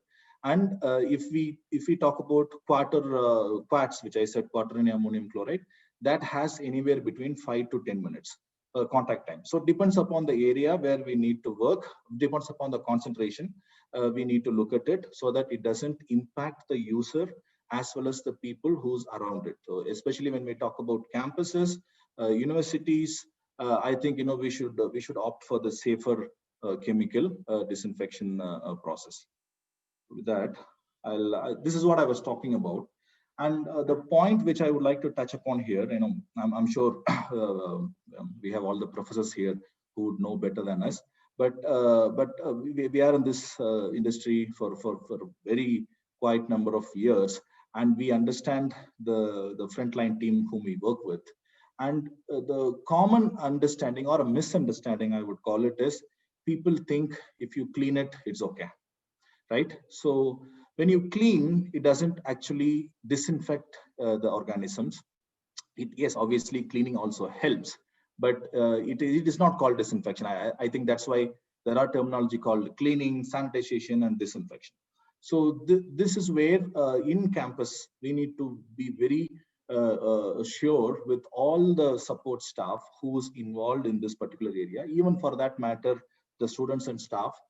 Cleaning with the chemical, first we need to use any soap solution or any chemical which is used for cleaning. That is first. So you remove the dirt and soil on the layer, and that doesn't really help to disinfect. So once you clean it, then you apply the disinfectant. So that is what we are trying to say. And there is a difference between sanitization and disinfection. So sanitization is 99.9% of microorganisms which is get not necessarily all the spores, and likewise in disinfection, an agent or a process that destroys or removes 100% of microorganisms, but that also does necessarily not remove all the spores, unlike sterilization. But yes, at this point of the time, I think we are looking at disinfection, which is more than enough for a COVID enveloped virus, right? So that is where we thought that this is very much important, and we need to ensure the support staff who are all the frontline team who may not be well educated, who may not able to get it. They may think that when they use soap solution, it is cleaned, by visibly it's cleaned, but is it really clearing off all the contaminants which we worried of? So that's the point here. And I would also quickly touch upon how do we manage the suspected and confirmed cases, right? So yeah, so in a hospital, it is very clear, the infection control specialist like Dr. Hema, she would suggest better. But in a campuses, when we look at the universities, when we look at schools, when we look at any offices, we also need to be prepared, because as of now, what people think is, okay, something happened to someone and immediately sent to a doctor. Yes, that we need to do. But do we have a process in place? Do we see how do we manage that particular area? Okay, do we have isolation room? So this is in the other slide. So this is called, we have an isolation room in the campus. Do we have? Because I think most of the organization who's running right now, either they have a medical center in their facility if they can afford to, or if it is an office space where they cannot afford to a medical center, at least they have a isolation room. So when you have an isolation room, you will lay out the process. You know what kind of PPEs to be kept, and when someone falls sick at the facility, how do we handle them, and who's going to handle that particular individual? What kind of PPEs they need to wear it, and then that individual need to be taken up, and then obviously then you would be intimating the hospital. There would be an ambulance service or someone, or if do we, can we call ambulance? Will it come? We don't know. So do we have an ambulance at campus? Good if we have it. If not, do we have any separate vehicle where if someone falls sick, can we take them to the nearest hospital with adequate protection right from the driver to the handler? So all these areas, we need to look at it, especially in a university, especially in a college, especially in a school. We may not have that kind of visibility earlier, but now we are in the new normal. Let's have a process. Let's isolate. Let's try to see, whom to call.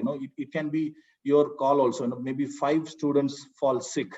So what we should do? Should we call the registrar and inform him? Should we call the chancellor, or should we call the vice chancellor, or whom should we call? What we should do? Should we not panic, or should we panic? And how do we plan this kind of situation? So all this, if we lay out a process, it will help.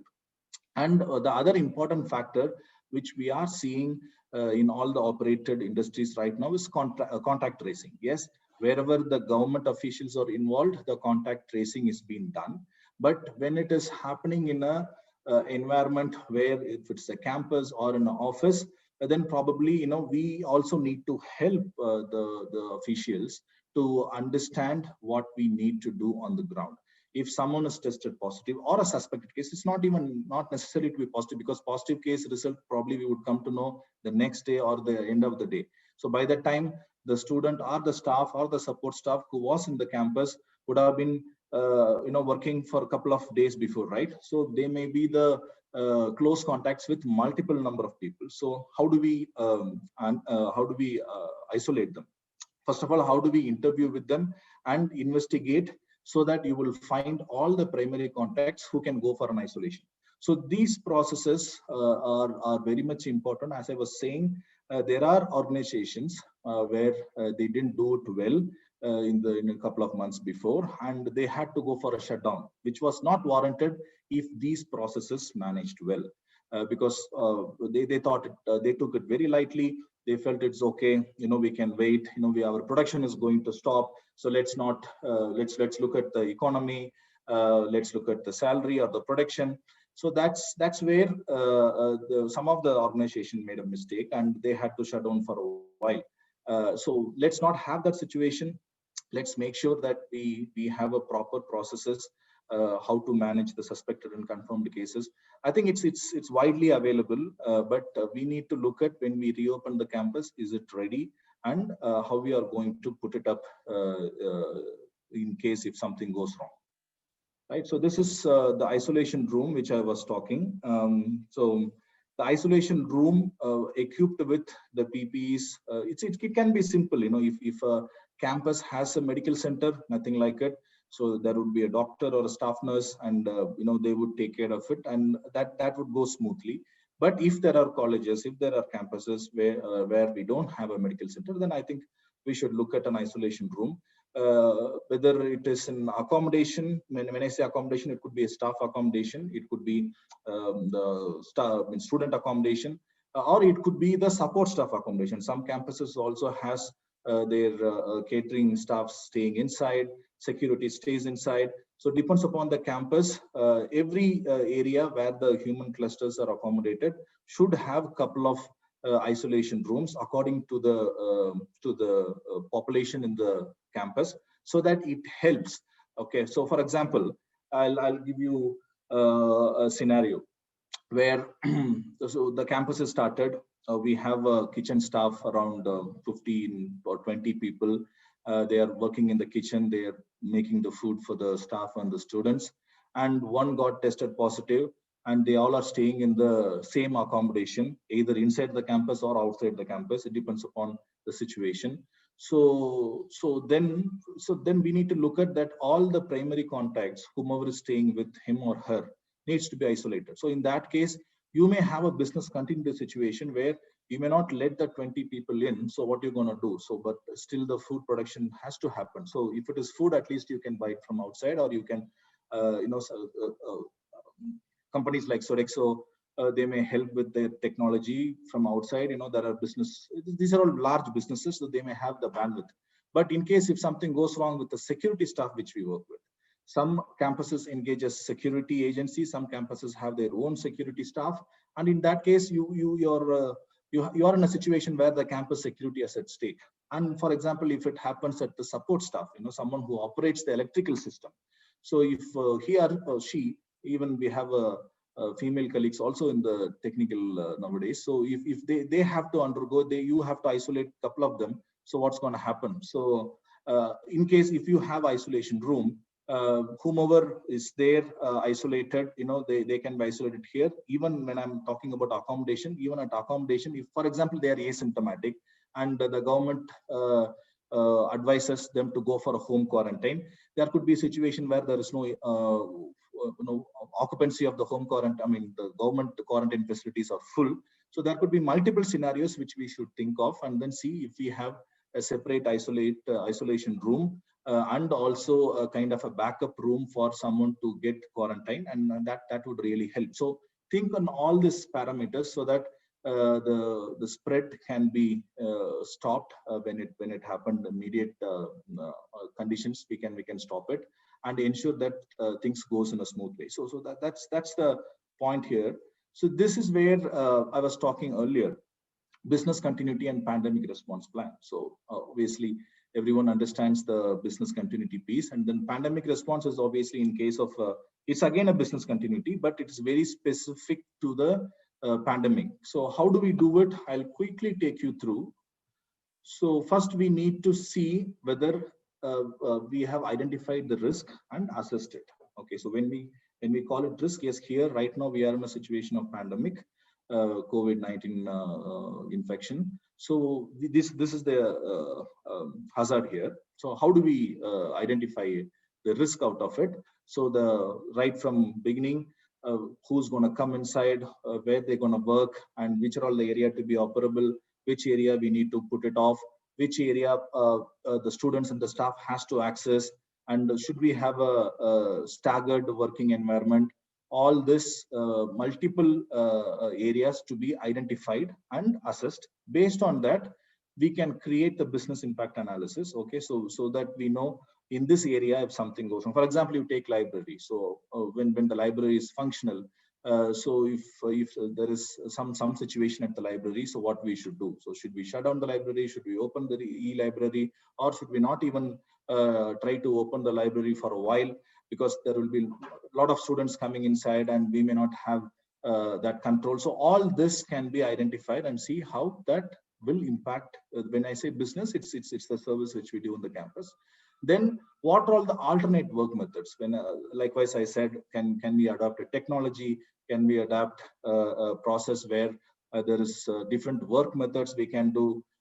Can we also look at the area where our staffs and the students can be immediately moved from a contaminated zone to some other area? It's all a part of the BCP and response plan. So in case if some of the support staff companies, they couldn't help because they have a huge infections in their particular team, then do we have any other vendor?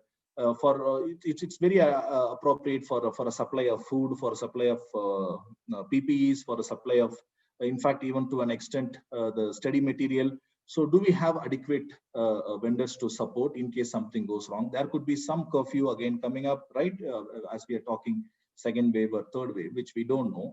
It should not come, but if it comes, then are we prepared? So everything, even it also when it comes to communication, one of the student has some symptoms and he needs to be immediately taken to a hospital. So what is the communication protocol we have to intimate the parents, and we have to intimate the admin staff who can bifurcate the people who are working along with that particular individual? How do we isolate them? So all this communication, and then finally, as I was talking, the testing and maintenance. So this is a 5-pillar approach. If we have a well-devised business continuity and pandemic response plan, I think we are pretty much ready, and that should be our comprehensive plan. So it's very easy to say, but when you look at the area which I was talking, it would really help these areas. So then you can also look at, as I said, I was giving you the attributes which can go wrong or which we need to take precautions. So yes, campus, you have a well-devised plan, but then not everyone is there in the campus, right? Everyone go back and then come back.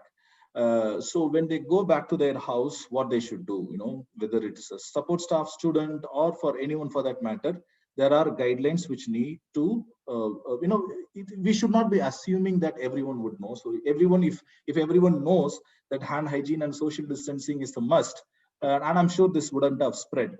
So because we have a different type of people, so we need to ensure that communication is adequate, right from the staffs, professors, students, and the support staffs, and everyone.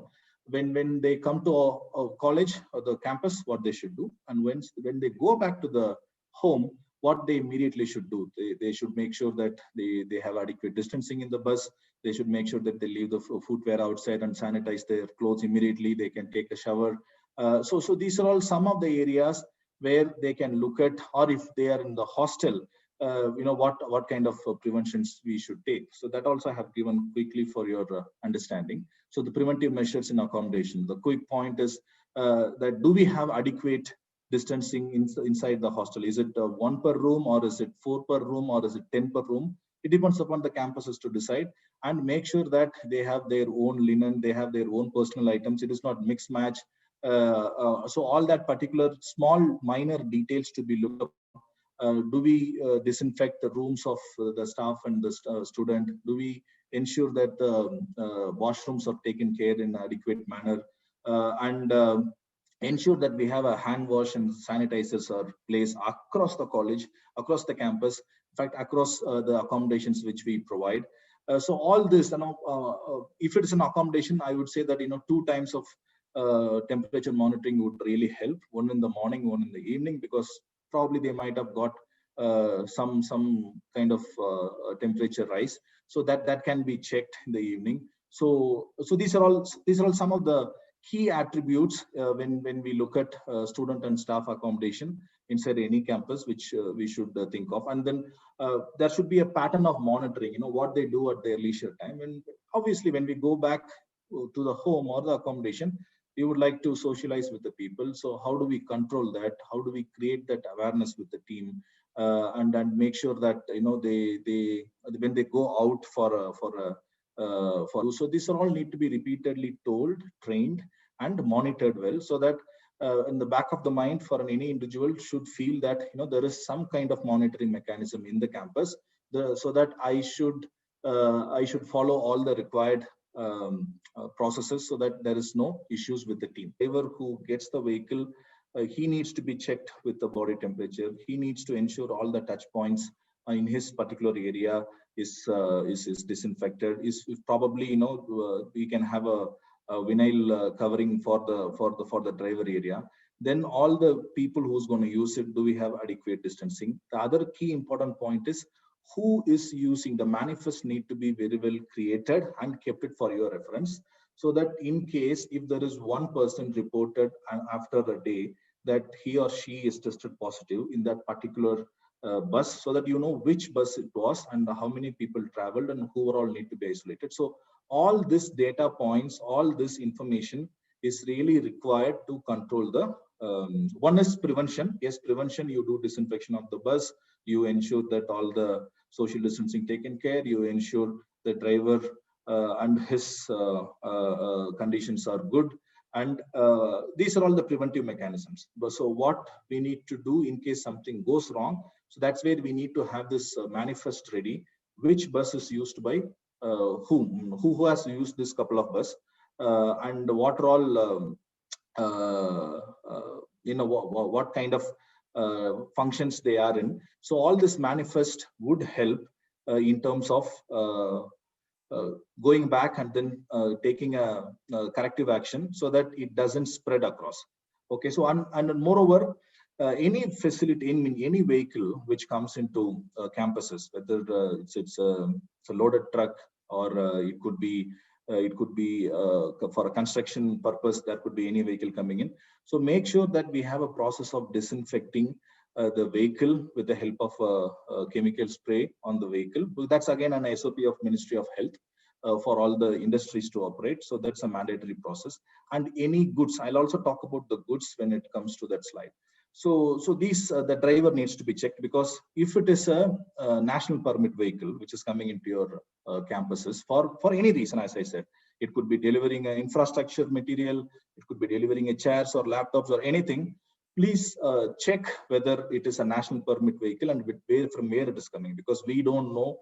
In some point of time, probably Bangalore would come up better. Probably some other state might go infection control on a very high alarming rate. So if the driver is coming from some part of country, and if that part of country is highly infected, so we need to have all the data points ready. So for that purpose, we ensure that the vehicles which comes in, the driver who comes into the facility, are properly, completely screened before they get into the campus. Okay, so let me also touch upon the HVAC piece. I'm sure we may not use air conditioning in the campuses at this point of time, but in case if there is a situation where we need to have air conditioning, I'll give you only the key attributes as per ISHRAE. ISHRAE is the Indian standard for HVAC. So they have very clearly said anywhere we are using air conditioned environment where there are group of people, multiple group of people working, then we should have 10 to 15 air changes per hour. So that can be done from a technical perspective. technicians would know how to do this air changes per hour. And we also need to make sure that 40 to 70% of relative humidity is maintained. Then the temperature, ideal temperature is, yes, earlier it was 21, 22, 23, but now the ideal temperature would be 24 to 30 degrees Celsius. Yes, it doesn't kind of, if it's Bangalore, yes, it is fine. But in other part of country, probably it may not be very comfort, but then still that's the temperature which we should be looking at. And then 70% to 80% of fresh air throw should be there.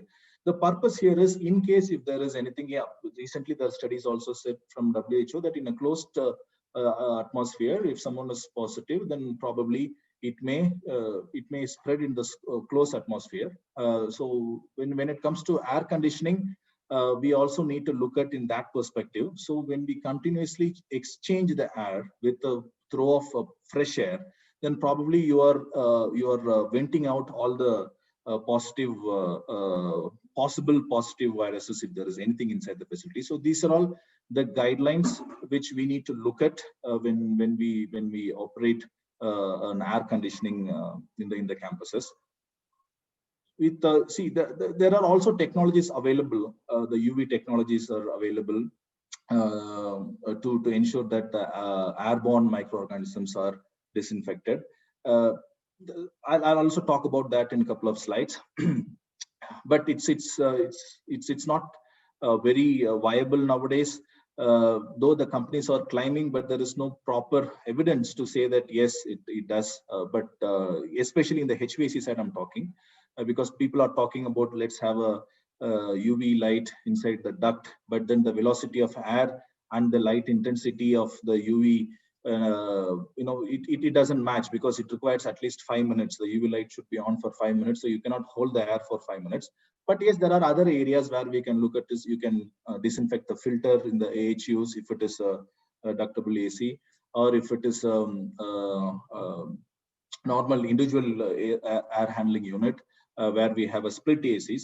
So split ACs also can be checked, and then it's better in split AC environment we should open a window, because split AC doesn't give you the fresh air throw. So all this small area where we need to look at before we get into a HVAC environment, so that we reduce that spread. So that's the idea behind the HVAC.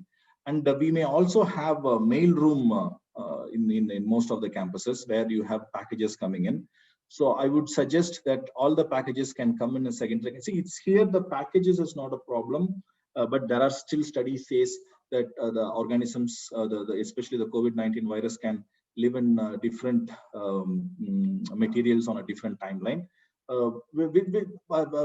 Keeping that aside, the major threat which we are looking at here is, it's a lot of people touching it. Okay, if a mail coming from Delhi or a parcel is coming from Delhi, it goes through a series of transportation, and then people moves the material. So ideally what we would suggest is, any parcel, anything, let's ensure that we have a secondary package, so that the packages can be collected in an isolated room and keep it and make sure that before we keep it in the isolated room, the secondary packages is removed and discarded properly. And these packages can be kept for 24 hours in an isolated room if it is possible. Then it can be delivered to that particular, instead of delivering by an individual. I think that particular person who got the parcel should come and pick up from one common location. In that way, you don't spread the contamination to all through the mail person who's going to supply into the campus. So these are all some very few simple, but we have seen this in a couple of industries.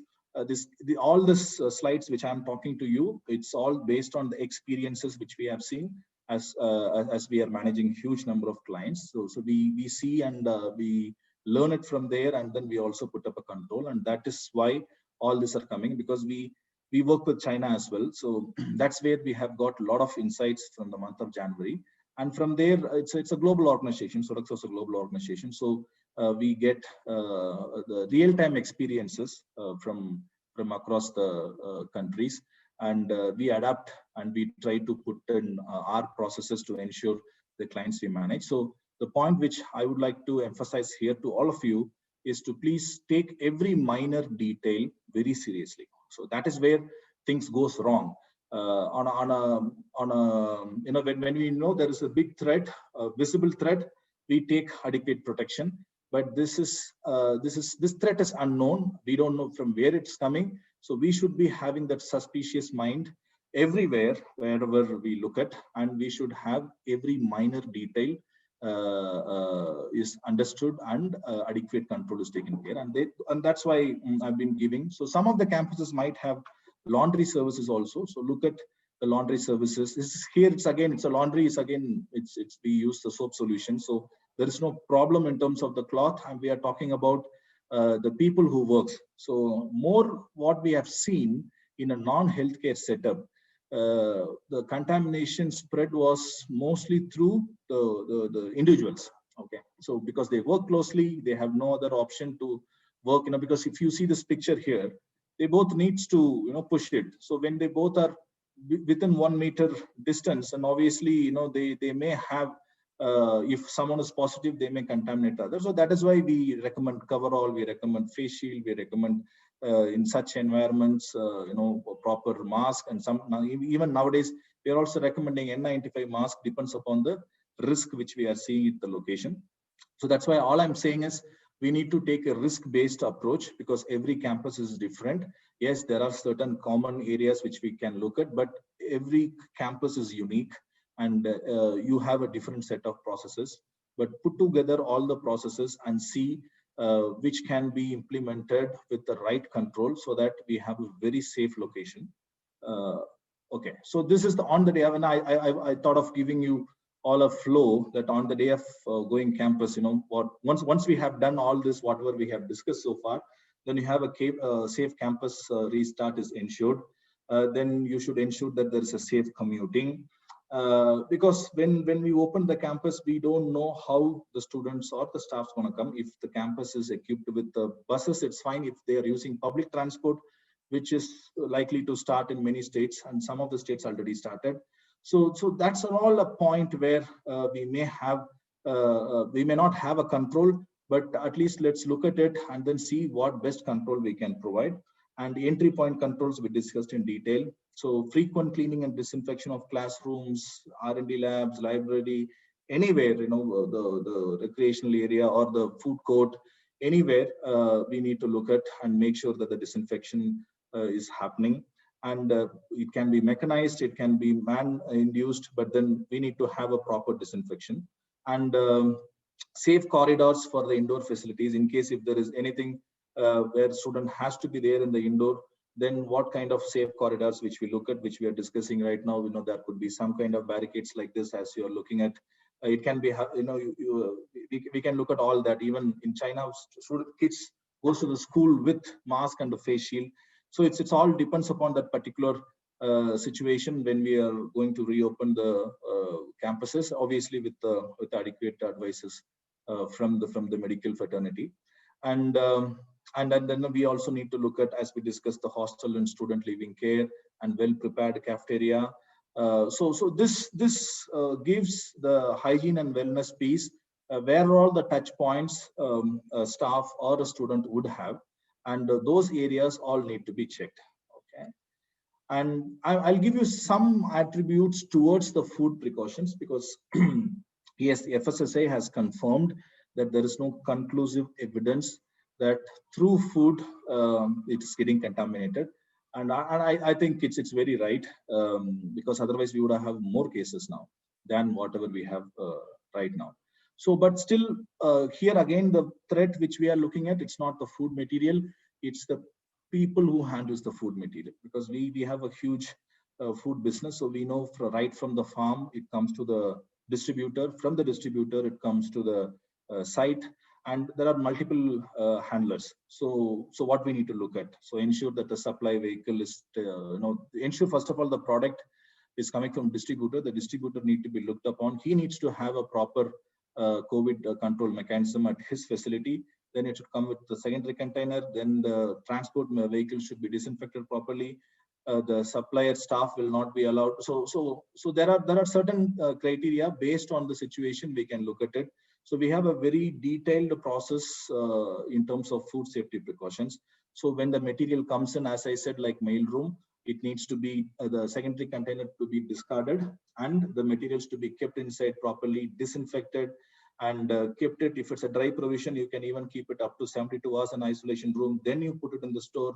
And if it's a perishable dry, if it's a perishable items, then you can sanitize it. Here, food material, there is no disinfection here because we don't want chlorination contaminating the food. So probably, we should look at maximum of 50 to 150 ppm. So normally we suggest 50 ppm of chlorine. We have the chemicals. We use a chemical called microchlor from Ecolab. It's a EPA approved chemical. So likewise, there is some kind of sanitization should be happening for the items which is received. And yes, with the non-food contact areas need to be disinfected properly. There should be adequate social distancing inside the kitchen. So inside the kitchen, you will have a problem because it's a hot environment. So you may have to see the rotating the shifts. So every area, see, the point which I'm trying to make here is every campuses will have all this, whatever we have discussed so far. So in every area, so you look at the minor details of it.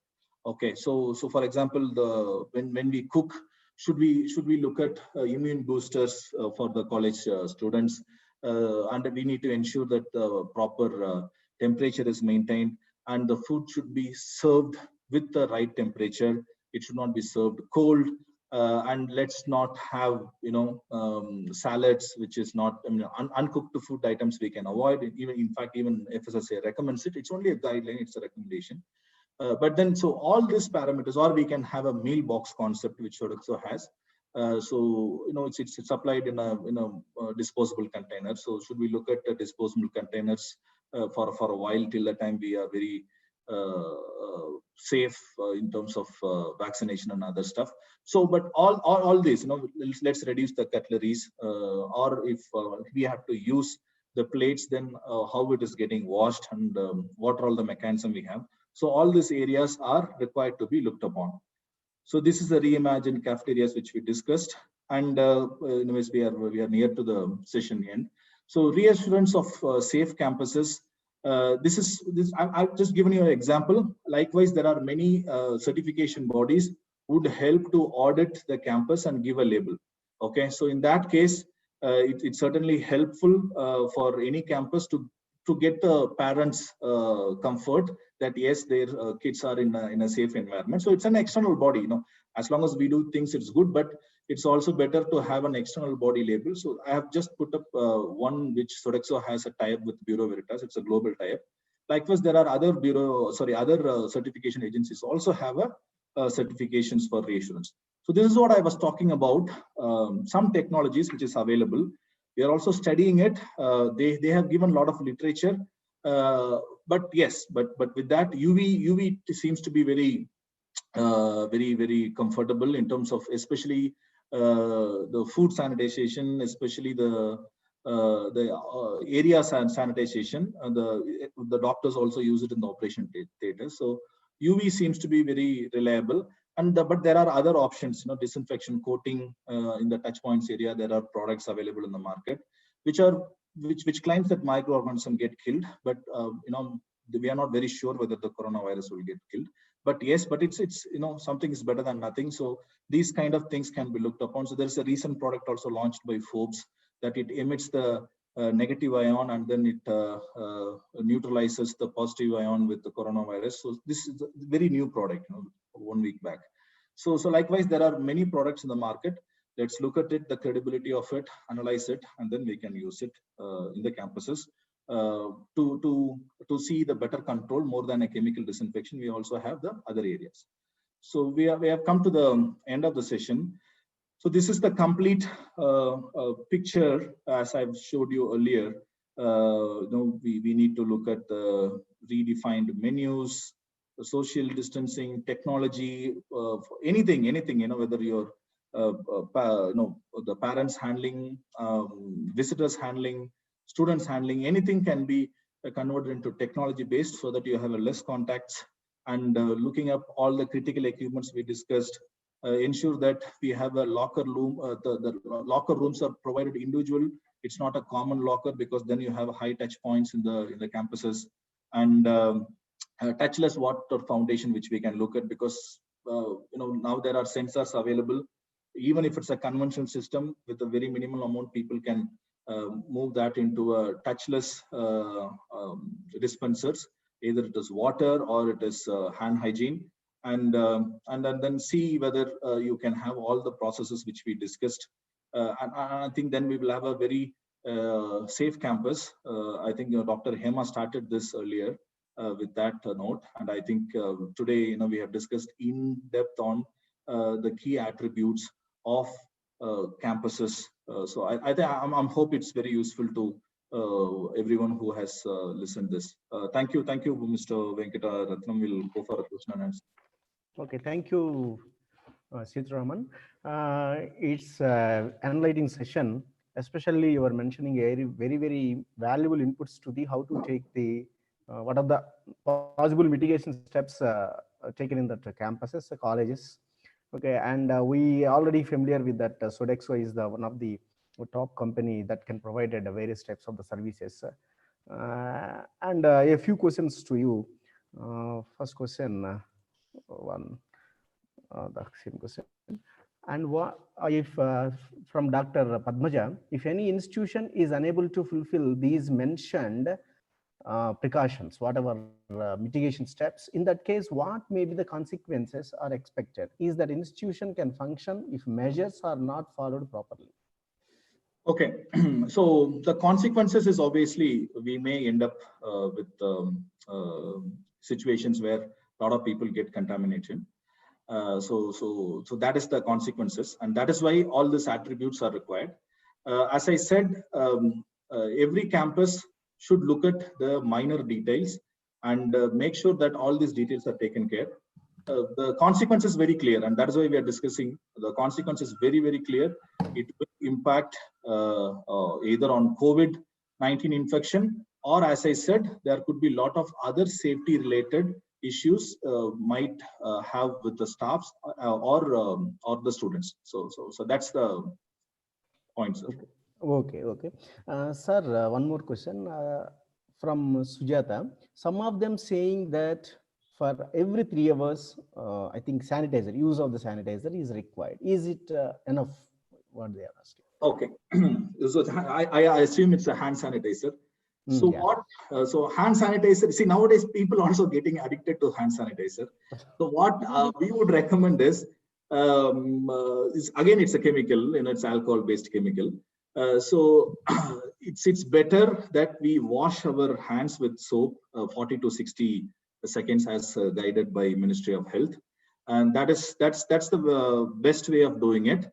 If you are in a location where you had to touch any surfaces, if it is apart from your house, you are in an institution, you are in a campus where you are happen to touch it, though there are disinfection services happening, but when you touch it, you should feel that you have touched a contaminated area.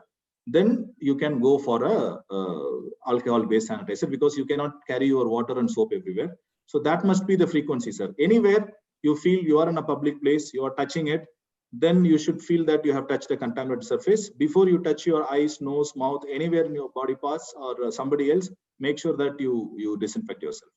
Okay. Okay, sir, it's fine. And one more, sir, one more question from Dr. Ramana. He is asking that, is a safe practice arrangement of spraying tunnels or spraying channels in colleges or campuses? So since they are already seeing in the various places, and they are shown in the TVs and other channels also. So is it a safe practice to use it?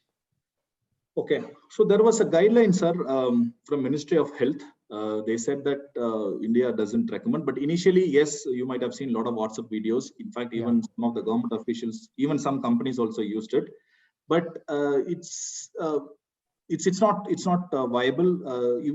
There is a recent advisory from WHO as well. When you spray a chemical, whether it's on a human being or on the surface, which is not cleaned, okay, so then it is not really helpful. Okay, so that's a WHO stand. Second, from Ministry of Health, they have said it is very hazardous to spray the chemical on a human body, because you're going to inhale it, it's going to be on your body. Rather than killing the coronavirus, I think it's going to impact your skin, and so that is why it's not suggestible, sir. No. Okay. Thank you, sir. And one question from Dr. S. Ramesh from Department of Physics, Geetham University.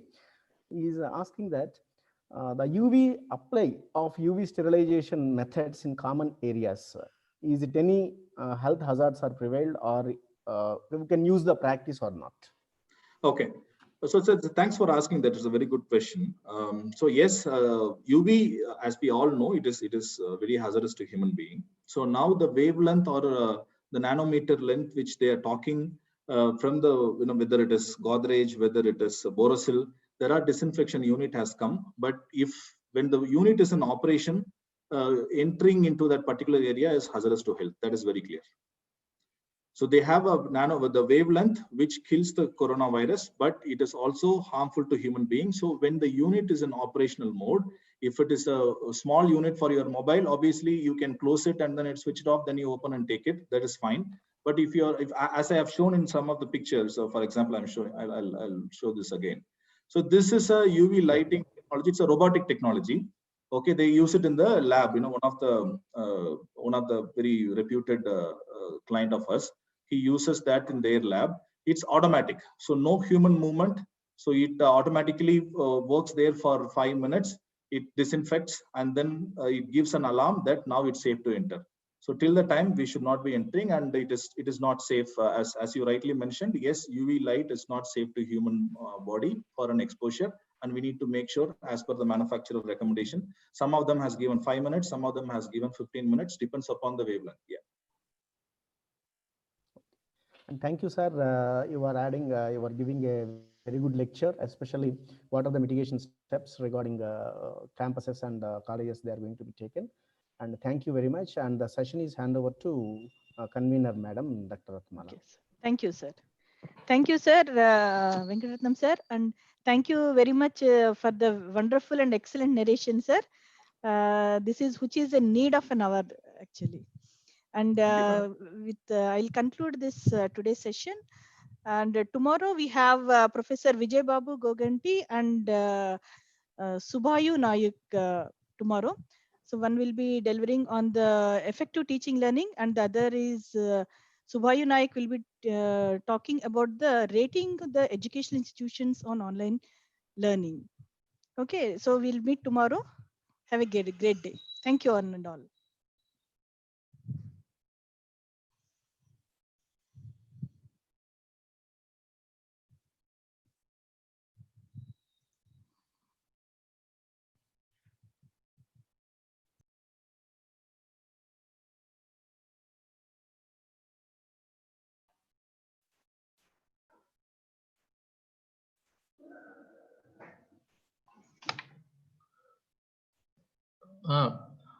Unmute yourself, madam. Unmute yourself. Sir, you can leave the meeting, sir. Yeah. No, if any questions are there already. Yeah, already addressed. If they want any queries, just post to the respective mail ID. Thank you. Okay. Thank you. Thank you, one and all.